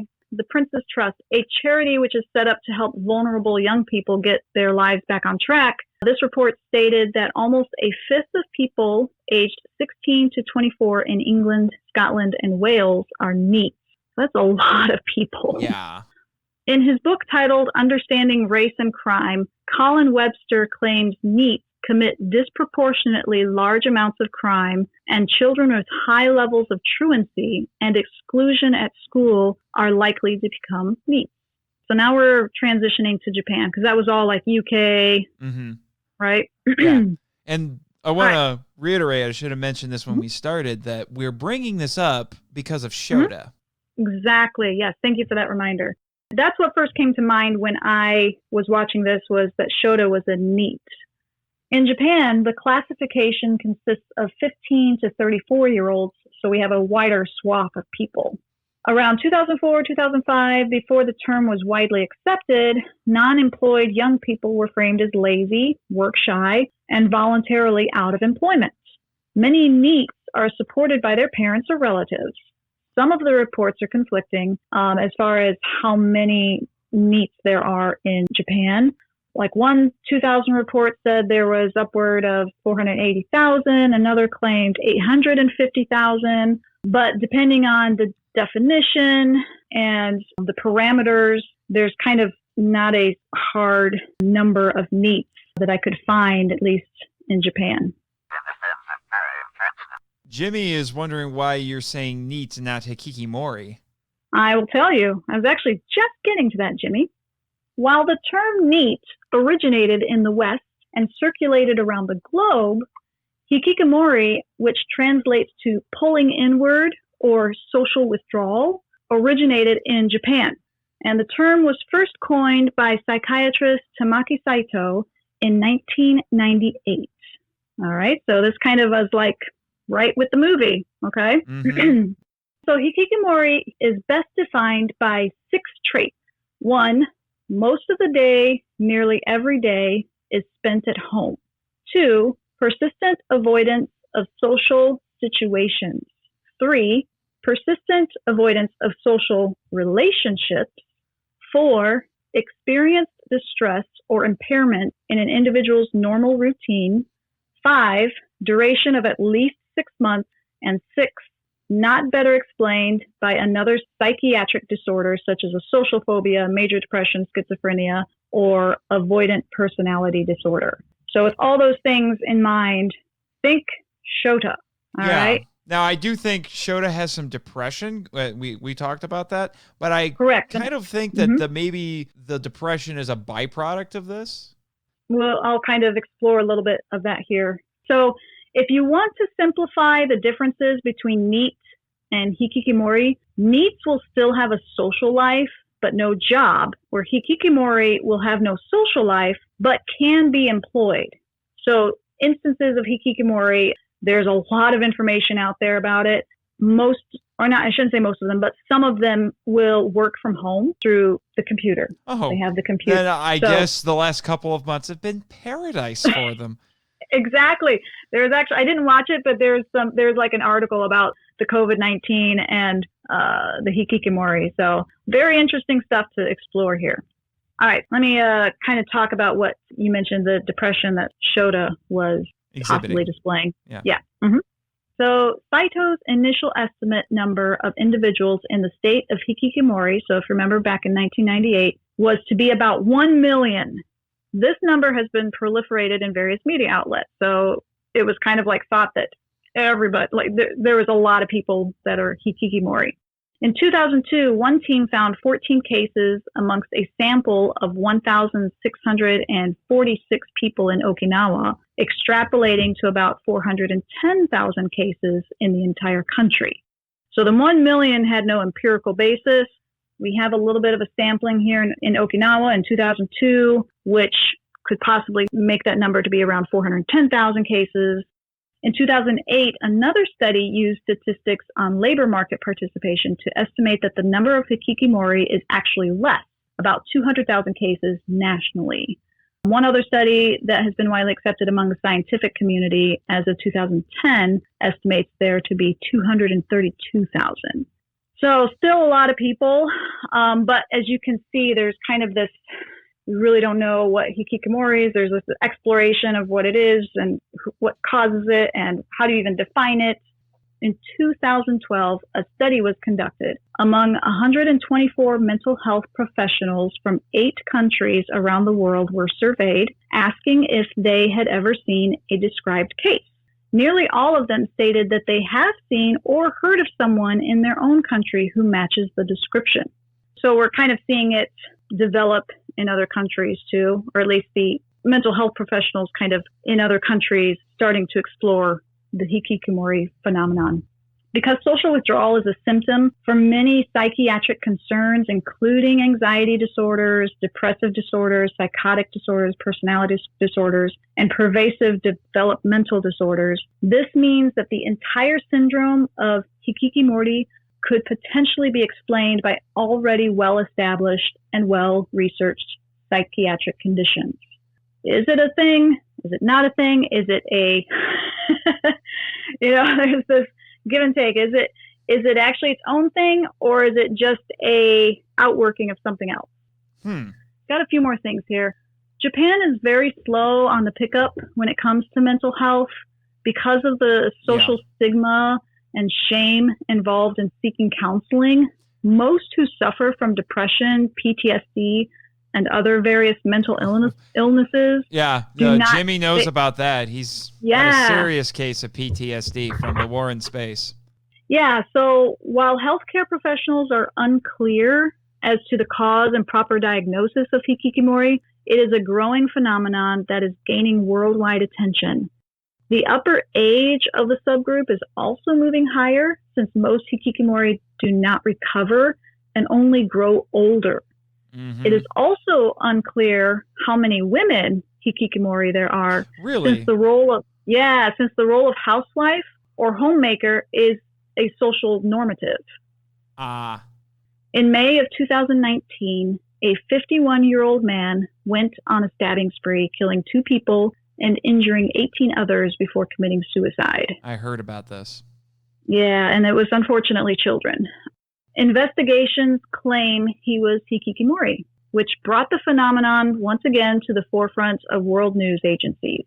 In June of that same year, a former vice minister of Japan farm industry murdered his 44-year-old reclusive son, claiming he feared his violent outbursts and that he would soon turn his attention to the nearby elementary school. And keep in mind, I mean, this is shocking even by Western standards, but violent crime like this is incredibly rare in Japan. So it's even more shocking. Yep. So the 76-year-old former political man, political diplomat, whatever you want to call him, murdered his 44-year-old son, who was hikikimori, because he claimed that his son was getting annoyed and irritated by hearing the elementary kids in the school nearby. And since the incident in May, in the month before, he decided he was going to kill his son. My gosh. This is just crazy. So I think that's a good place for you to transition into your topic. Which is connected to the film because it largely takes place here. The subtitle is called Aoki Forest, but the proper way to say it, and next time I watch the movie, I'm going to pay attention to see if this is actually how they say it in the Japanese, but it's Aokigahara. It's a forest over by Mount Fuji. It's also called Jukai, which means the Sea of Trees, and it's on the northwestern flank of Mount Fuji, like I mentioned, and it's about 30 square kilometers or 12 square miles. The soil for it actually is hardened lava, which isn't surprising because what a lot of people don't realize is Mount Fuji is a volcano. Yep. But it hasn't erupted for several hundred years. So actually it says right here in my notes, the last major eruption from Mount Fuji was in 864 AD. So it's been a long time. Yeah. But the reason that we bring it up is, and this has actually been used in a Godzilla film as well in GMK. It's commonly called the suicide forest. People go here to die.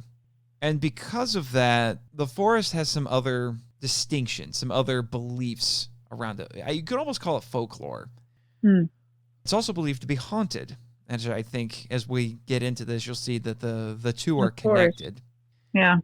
Now, there are some more down-to-earth explanations for some of the things that go along with this. The forest is incredibly dense. It's easy to get lost in there. In fact, a lot of hikers have been known to use plastic tape to mark the paths that they take so they can get back, kind of like leaving breadcrumbs. Right. Because the forest is incredibly dense, there's almost no wildlife there. I think I mentioned that earlier in our discussion, so it's very quiet. But there's also some caves in there that are very popular tourist attractions. You have Narusawa Ice Cave and the Fugaku Wind Cave and the Lake Sai Bat Cave, which I'm guessing has Japanese Batman. Manga Batman? Manga? I should ask the guys over at Batman Meets Godzilla about that. Right. Which are lava caves created by eruptions from Mount Fuji. And the ice cave is frozen all year round. So there's some things that people go to see there that have nothing to do with suicide. Right. It's also, again, connected to the strange things that happen there. It's been falsely portrayed as a place where compasses go nuts. They don't work. But the thing is because the needles on magnetic compasses, when you put them directly onto the lava, it messes with their alignment because the rocks are magnetic. So they go haywire, but if you pick it up, it's fine. Gotcha. Mm-hmm. Anti-gravity. Yes. The opposite of King Ghidorah. And interestingly, the Japanese ground self-defense forces have been training their rangers out there since 1956. Interesting little fact, which makes sense. But as I said, it holds the distinction of being, according to my research, the most popular spot for suicide in Japan. And it's a tragic thing because, and maybe I am speaking out of turn as the dirty, dirty American, but Japan has a long history of cultural acceptance of suicide. Yep.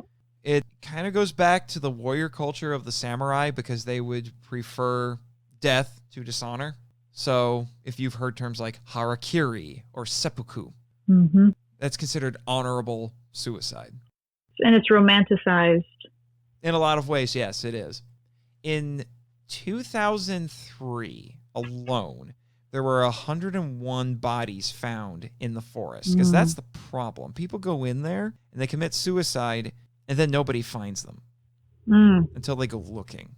And the previous year, there were 78. And then, this is just tragic to me. In 2010, Japanese police stopped recording how many people were out there. Oh, wow. Because in that year, while they were keeping track, they had over 200 people who attempted suicide in the forest, and 56 of them completed it. Jeez. Here's an interesting thing, and I saw this in several of my sources. Suicides spike in March because it's the end of the fiscal year in Japan. Oh.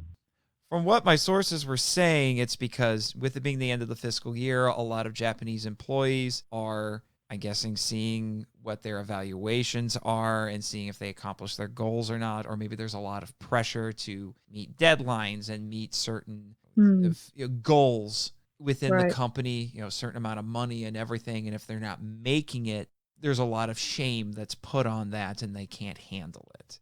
So all of the societal and professional pressures are just too much for them, which is kind of funny because I had this bizarre image in my head, probably because this is what happened in GMK, because there's a scene, and it's played for laughs, because there's a scene where in GMK there's a guy who tries to hang himself, and his attempt at hanging himself is humorously foiled because Ghidorah wakes up underground. Oh. And then he falls down into Ghidorah's cave and comes face to face with Ghidorah, and he's like, "Oh my gosh!" And then he runs away. He's like, "I don't want to die after all." Suddenly, I'm too scared to die. So it's played for laughs. It's a little bit. It's kind of. It's like a biting satire, which is very interesting. But as of 2011, the most common means of suicide.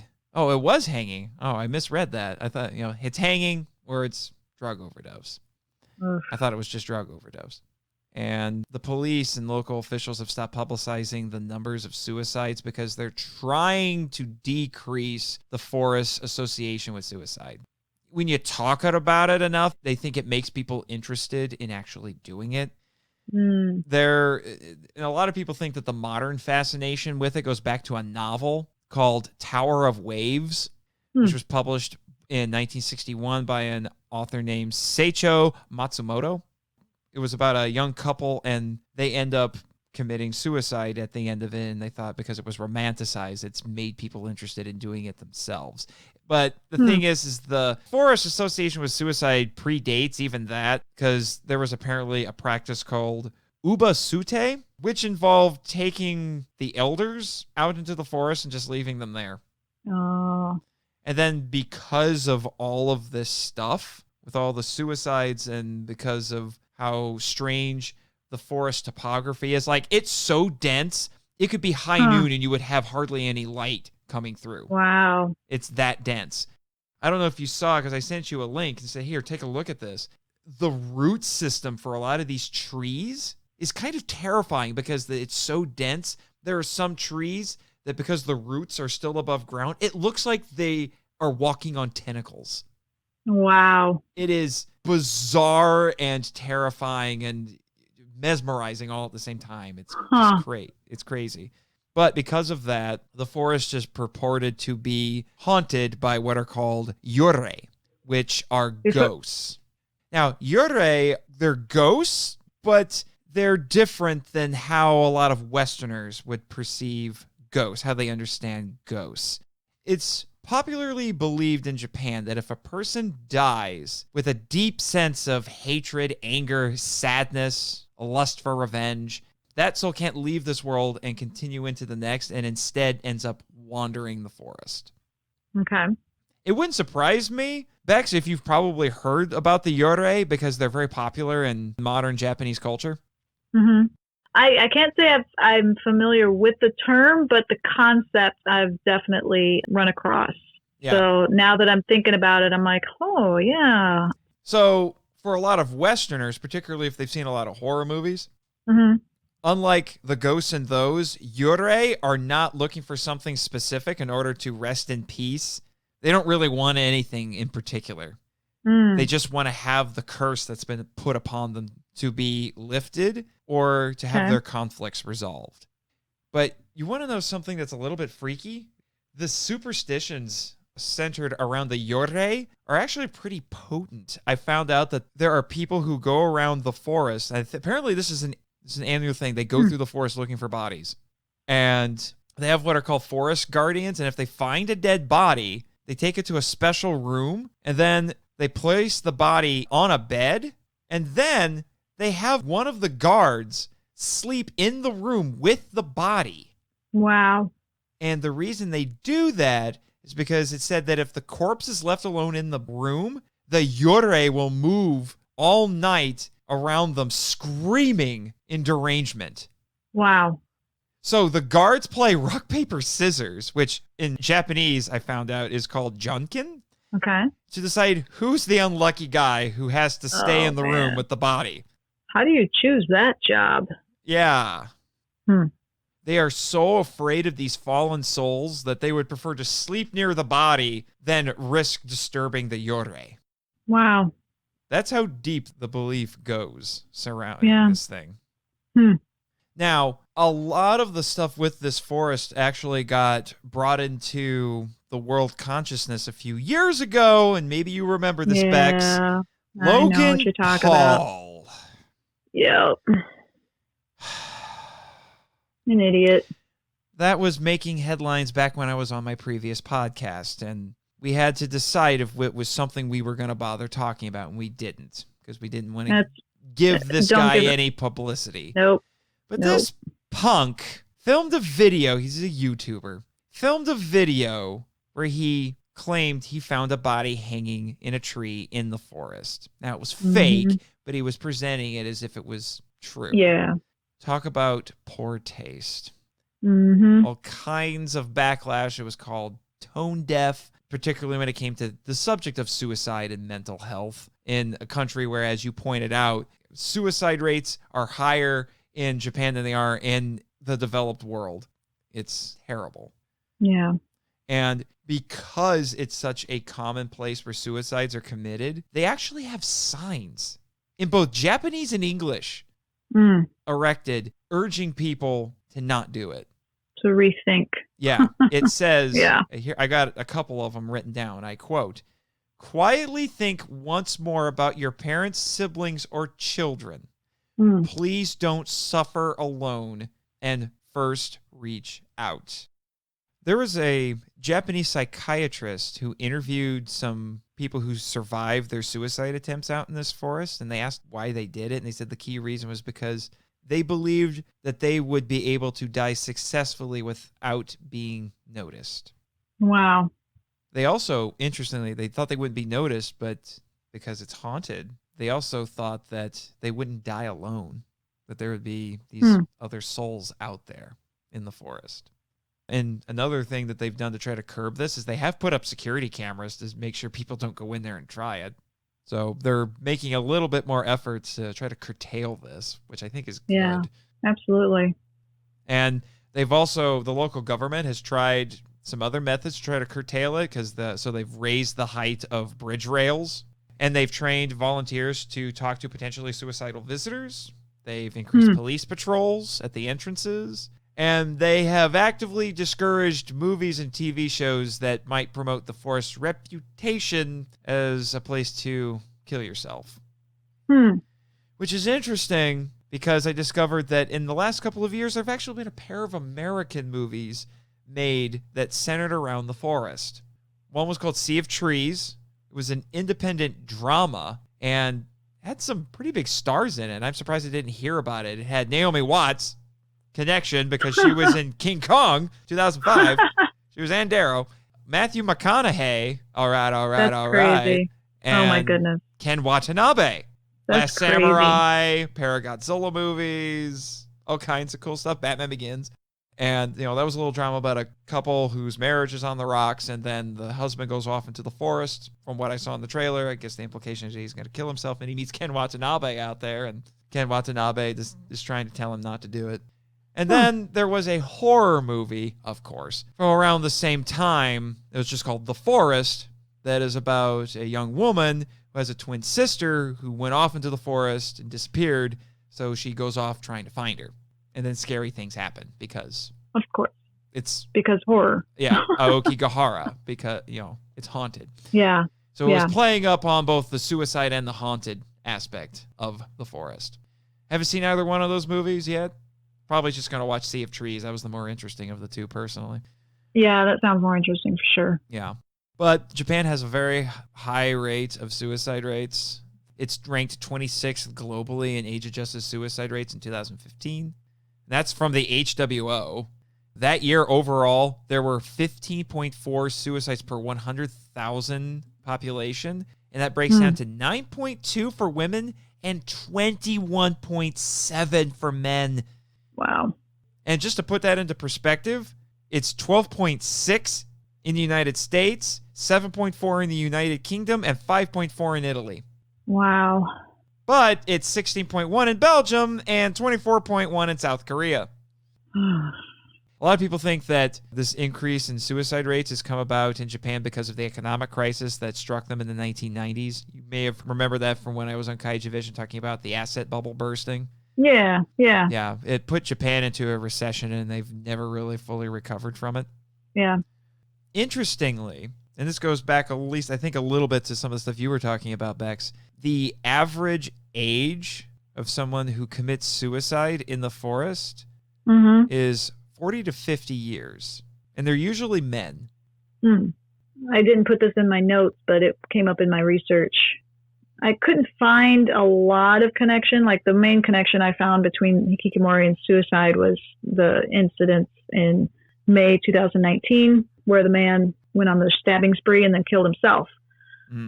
But most hikikimori actually die alone in their home because they've shut themselves off so completely. They literally could fall and just die right in the middle of their home, and nobody will know until there's a smell that alerts the neighbors. Oh, yeah. Jeez. So, yeah, it's awful. It's awful. But sorry, I just wanted to throw that out there because... That's fine. I'm rummaging through my notes, making sure I get to all the important stuff. But here's an interesting thing. We've talked about how it's a really popular suicide spot in Japan. It's actually the second most common location to commit suicide in the entire world. Oh, wow. You may or may not be surprised to find out what the number one location is. It's going to be a bridge. Golden Gate Bridge. You're right.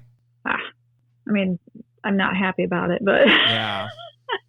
And it's said that the locals who live near the forest can easily identify 3 types of visitors who go to the forest. I bet. They call them the trekkers, the curious, and those planning a one-way trip. Wow. So it's hard to talk about. It really is. I mean, it's one of those things. I can rattle off all these facts. Yeah. I can say all of these things. I mean, there's a lot that you could mine about this forest, which is why I think it's interesting that they have it as a setting. And I can't help but wonder if the filmmakers are trying to say something about that. They have, absolutely. And if you think about what is being talked about in the very first line of the movie is, as long as you live, you shall have hope. And then we have Shota, who is suffering some sort of emotional mental distress and who's going into the forest very frequently. The movie makers seems to me they really had a message to get across. And I mean, it's interesting that it's this haunted forest that Ghidorah chooses to have his dome. We'll call it that. And he's looming over it. He's a dragon, and dragons are, especially in Western culture, it's a little less true in Eastern culture, but are associated with evil. Yeah. And he's literally wiping out the next generation. Yeah. That was something I came across in Japan's Green Monsters, that he is taking away Japan's future hope. Yeah. So, like I said, it's a very appropriate place, I think. A strangely appropriate place. You know, this mysterious setting goes with what's going on with Ghidorah, and then all the strange things that happen. Laura betraying her sisters, Maul almost dying, more or less dying. Yeah. I mean, it's not really suicide. It's a heroic death, but you know, she dies. There's a lot of death going on in this. The children were supposed to die there. All of these things. And even though they don't really touch on that, you get the impression, I kind of like to think that the parents in this don't want him going out to the forest. They actually tell him, don't go out to that forest. Yep. I think because they know where he is emotionally and they know what happens in that forest. I agree. But obviously, this is a children's movie, and that's probably too heavy a subject to get into for a children's movie. And the one lines that they deliver are simple, yet profound. Yeah. So, again, there's a strange amount of substance to this. And it shocks me looking into this. I know that had to be on the filmmakers' minds when they were doing this. I know your little gospel connection has to go along with that from what you were telling me. Would you like me to go into that now? Yes, please do. Okay. So immediately, like I said earlier, I latched on to the as long as you live, you shall have hope. And when I mentioned that the last scene when the family comes together, that really moved me, that's really true. I teared up at that because it was so impactful because of the weightiness. I could tell the weightiness of what was being dealt with in this movie. Which I have to say is an overall huge improvement over the second one. You really, the entire time, you really do feel the gravity of what's going on. Yeah, for sure. So, like we said earlier, the movie makers, were addressing some really hard issues like suicide and social withdrawal. It certainly is evident in the opening line. So the idea of hope is abstract, and it's defined as a feeling of expectation and desire for a certain thing to happen. And hope and faith are commonly used synonymously. So coming at it from a Christian perspective, the Christian definition is found typically when, if anybody knows any of their Bible, they're typically going to know this verse. It's Hebrews 11, verse 1, which says, "Now faith is the substance of things hoped for, the evidence of things not seen." That was actually one of the first Bible verses I memorized as a teenager. Yeah. Like I said, if you've spent any time in Sunday school or whatever, you're probably familiar with that verse. Now, this verse opens the chapter often referred to as the Great Hall of Faith, which talks about Moses and Abraham and Sarah. I mean, all these Reverend Mifune has actually been going over this chapter the last couple of weeks during his services. So these men and women suffered persecution, witnessed miracles, obeyed the commands of God in the midst of severe trials, all for the promise which God himself made. That promise was Jesus. So here they are having a faith and a hope for something that God promised. And that promise was Jesus, the Son of God, the perfect sacrifice, sinless and obedient, enduring the shame of the cross, dying the death that we deserve, taking upon himself the sins of his people and bestowing upon them his righteousness. He rose again and proved himself to be the promised Messiah, so that at the end of days, any who put their faith in the risen Savior will stand before God robed in the righteousness of Jesus, who is the author and finisher of that faith. Without the Christian worldview and the knowledge of the faith that comes from God, hope is more characterized as wishful thinking. A hope that has no guarantee of actualization is a hope that is futile. The Christian can have hope because they hope in the promise keeper. Not only hope for our eternal destination, but hope in that God will work all things for good, in spite of mental illness, tragic death, and heinous crimes. God has a purpose, and he will fulfill it, and it will be good. The greatest crime was the cross. The greatest good was the cross. Repent and believe this gospel of Jesus and have hope. True hope. Talk about irony. I'm just saying. Yeah. Have hope, which is true hope, for as long as you live. Wow. And that's my gospel connection there for you. I love it. But before we close out, I don't know how well this connects, but I told you when we finished the movie that we have to talk about this at least for a minute. Sure. I can't believe that one of the most profound things I have heard in a kaiju movie since I started this show is from, of all things, Rebirth of Mothra III. Still can't believe it. And what's even nuttier is that this is from the dub titles. Yeah. So somehow those goofballs in Hong Kong did something right. I don't know how. It's a rare time that they do. There's a scene in the movie where Belvira and Laura are flying back to the dome. Mm-hmm. And keep in mind, we've talked about this. Laura is the Elias of love. She's incredibly kind. Yep. They even say at one point in the movie that she loves the innocence of children. Right, and that's what Shota uses to bring her out of her hypnotism. Yeah. Kind of like you with Reverend Mifune earlier. Yeah, that's what he said. Yeah. And then, again, of all people, Belvira, she had one of her moments. She messed with you, but she had this tremendous moment in this movie. And I have the whole thing written out. She says to Laura, sometimes kindness isn't enough. You must find the reason for hate and anger. Once you understand that, kindness will become even more powerful. More than courage or wisdom. It's crazy. Crazy good, man. It is. I bring it up because I'm going to get a little serious here for a second. Mm-hmm. I may be all the way out here on Monster Island, but I am not ignorant about the condition of the world, particularly my home country of America. I've not been one to talk about what's going on because I don't feel like this podcast is the best place to do that. Now, I have a fellow podcaster who disagrees with that and wants to use his platform as a podcaster to talk about it. And that's his prerogative, and I understand why he wants to do it. I have chosen not to because I just don't think this is the place for it. Sure. But when I saw this, I was blown away. This is a message for our times, I think. Yeah. It is so incredibly profound. I mean, I could spend a whole podcast probably dissecting this. You must find the reason for hate and anger. Once you understand that, kindness will become even more powerful. And they even just started up by saying kindness isn't enough. We all think that that's all. It's like the Beatles told us, all you need is love. Yeah. If you have no understanding why people are angry, where their hate comes from, love and kindness are empty platitudes.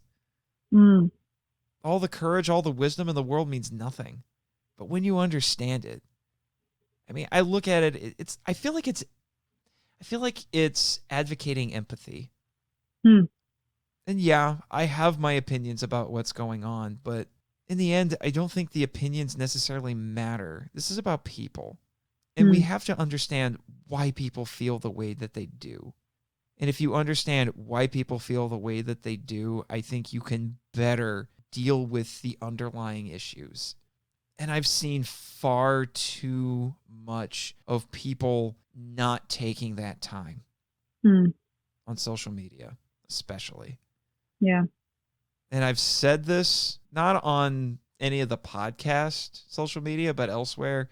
This needs to stop. And I think it can stop with empathy. Understand one another. As corny as it sounds, we talked about Bill and Ted a little earlier today. Be excellent to each other. I mean, it's right. But the kindness needs to come from a place that is very personal. You're understanding where people are coming from. It can't just be a blanket thing. It's not enough. it's, like I said, I could spend a long time really analyzing that. But I hope, for those of you who are listening to this, if you get nothing else, well, gospel connection is the most important part. So if you get two things out of this episode, well, walk away with that and walk away with this, please. May I pose the thought of how to say this since I'm not prepared for it? You can't have true kindness towards each other without the love of Christ first. Indeed. So there you go. Yeah. Heavy subject. Subject. Yeah. I'm glad we got through it, though. Me too. And I glad. said this in a message to you, and I'll say it now, that this trilogy couldn't have ended with a better movie. No.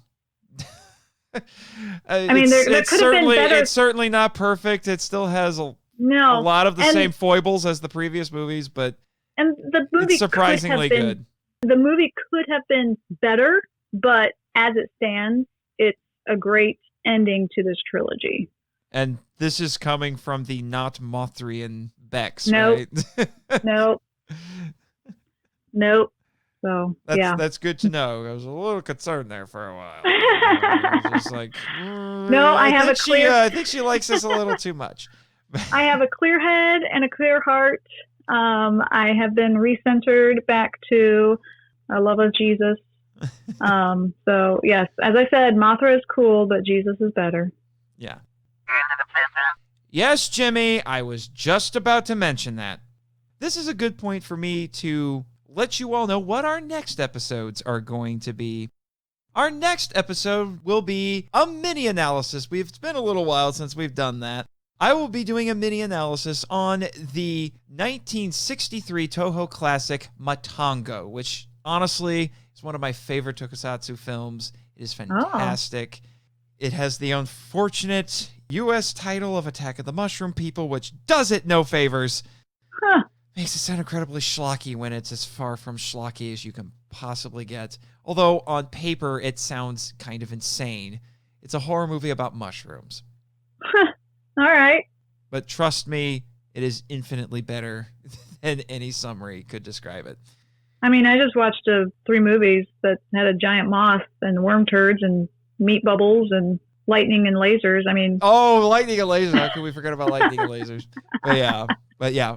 Japanese horror movie about mushrooms. That was one of the handful of movies I covered as part of an independent study in college for Yoshiro Honda, so I'm looking forward to that. I found a lot of great research on that film, and I can't wait to share it with all of you listeners. But now that the summer of Mothra is over, we have to move into another trilogy of important kaiju movies. In this case, it will be Daimajin from 1966. The first of 3 movies that came out in the same year, I might add, 1966. Wow. That's about a statue that comes to life. It's a fantastic trilogy, and I will be joined by my friends. They've been on the show before, although it's been a hot minute since they've been on. It has not since episode 2 have they graced the studio here on Monster Island. My friends Joe and Joy Metter will be joining us for that one. Nice. And they'll be doing what you did, Bex. So they'll be coming for 3 movies in a row. So we'll be excited. All right. Well, I hope they have a better time than I did. I thought you had a fantastic time here. I did. It was just full of ups and downs and bigs and smalls. So, yeah. Such is life, especially in 2020. Right. But I will mention, since we're on the subject of schedules, yes... Unfortunately, Godzilla vs. Kong has been delayed again and has mucked up my podcast schedule. Jimmy and I have spent many a sleepless nights trying to figure out what to do, and we think we've got it figured out. Godzilla vs. Kong has been delayed until May of 2021. Oh, wow. So we've shuffled some things around. Our last big film discussion episode will be in November. It'll be Beast from 20,000 Fathoms. Then we'll have a pair of mini-sodes, probably with some guests, in December to close out this season. And then Godzilla King of the Monsters, which we were going to cover just before Godzilla vs. Kong came out, been pushed to our second episode in May of 2021. And then Godzilla vs. Kong will be our first episode of June 2021. I'll try to get the whole schedule posted online at some point, so you'll be able to reference that. And we're still trying to figure out what to do for Season 2, but we'll keep you posted. So, I just wanted to make sure I took care of that housekeeping item. Hi, we're inserting ourselves here really quick before the episode ends because I realized after the broadcast that for the third episode in a row, Bex, I neglected to let you do some shameless self-promotion for your show. I am sorry. So go ahead and do that right now real quick. All right. Well, you can follow us on Facebook, Twitter, and Instagram. Just search for Redeemed Otaku because there's none other. And we're on iTunes. And if you just look up Redeemed Otaku on any podcatcher, I'm sure we'll come up somewhere, some way, somehow. And you're on YouTube as well. Yeah, we're on YouTube. I haven't posted anything lately, just some fun videos, trying to do a couple different things with that. If you'd like to watch us eat, we do a couple eating videos. You and Tim. where we try a couple different foods. So, like what was it, Funko cereals and things like that? Yep. We tried some Funko cereal. We've done sushi. We've done some Japanese fare that we picked up at a Japanese market. So yeah, check us out on YouTube if you're interested in just some weird ASMR stuff. All right, and with that, let's get back to what you were listening to. And then one more thing, this is very important because I am a terrible host. I forgot to give shout outs to our patrons last episode. Oh. So you're all getting a double portion. In fact, in one case, one of you is getting a triple portion because you started your contributions just before an episode went live. So I feel like I owe you. So to Travis Alexander, host of Kaiju Weekly, thank you. EliZilla13, thank you. Danny Demana, thank you. And then to our newest patron, Joe Jira, thank you. There we go. I have made my penance. We can move on now. Very cool. All right. Congratulations, by the way. Thank you. So, with all of that, I now have to thank you, Bex, for making all of these, I was calling them pilgrimages to the island. It's been much appreciated. It was a delight to have you on the show. You are more than welcome to come back. Wow, thank you. I have greatly enjoyed my adventures, and thank you so much for introducing me to Mothra. I loved it. And I'm saying that, like I said, with clear heart, clear head. But you have made me a fan of kaiju movies. So I look forward to exploring more. Excellent. I'll send you a list with all of Mothra's movies. All right. But excellent. The next thing, though, is we need to figure out how to get you home because don't really want to shrink you to send you back on Garu Garu. No, I don't want to do that. What are we going to do about this? As much fun as it was, definitely want to go back home normal. Yeah. So what are we going to do about this, Jimmy? Really? You want to do the teleporter again? Okay. Fine, we'll do the teleporter, but we're going to test it before you send anybody through that again. You know what? I volunteer as tribute. Send me through it, just to make sure that Bex will be okay, all right? So, with that, cue credits. Thank you for listening to the Monster Island Film Vault, a podcast produced and hosted by Nathan Marchand. If you enjoy the show and want to join the discussion, we'd love to hear from you. So email us at feedback@monsterislandfilmvault.com.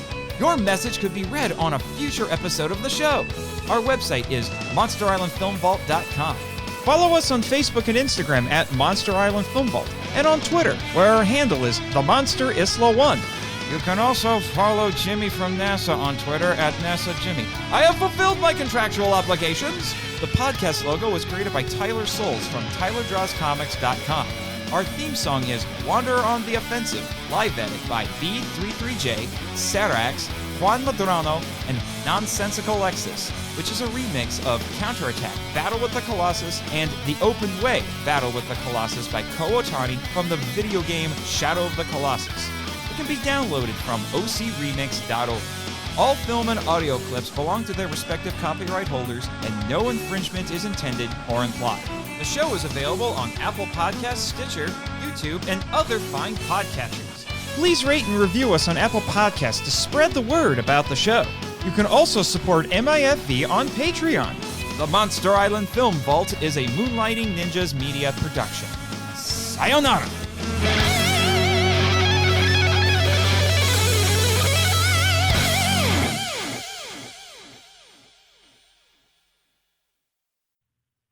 Are you sure you want to do this, Nathan? Yes. I always take care of my guests. Plus, my contract says I'll be fired if I lose one. So, does that make you a hero or a guinea pig? Yes. All right, Jimmy. Send me somewhere close by, like my apartment. Ready? Okay. Energize. I've always wanted to say that.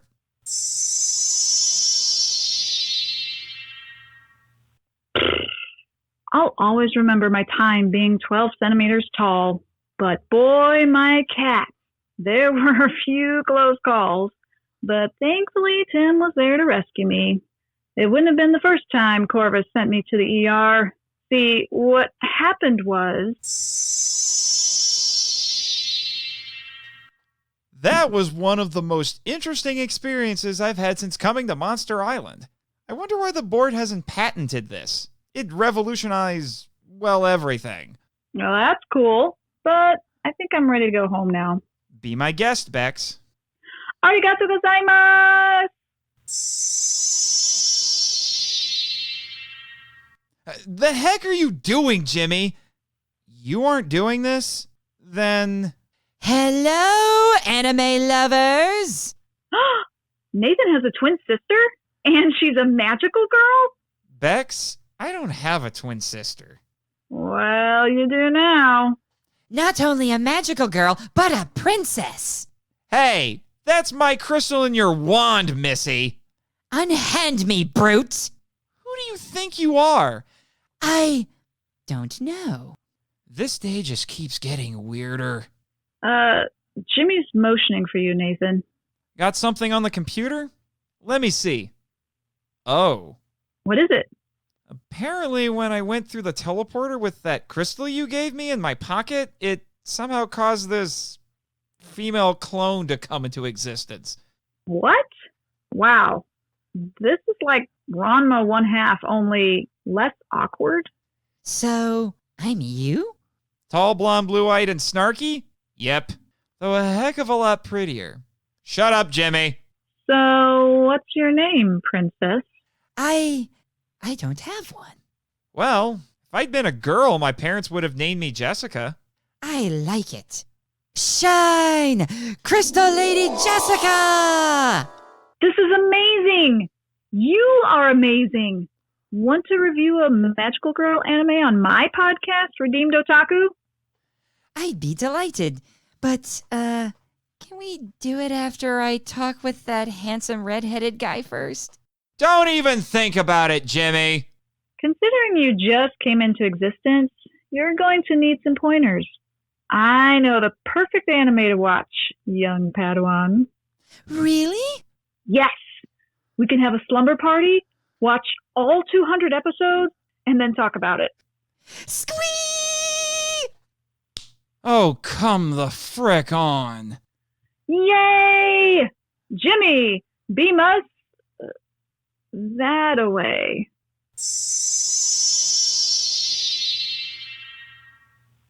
Oh, there are two of me. God help the world. Jimmy, I think you might want to put the teleporter in storage.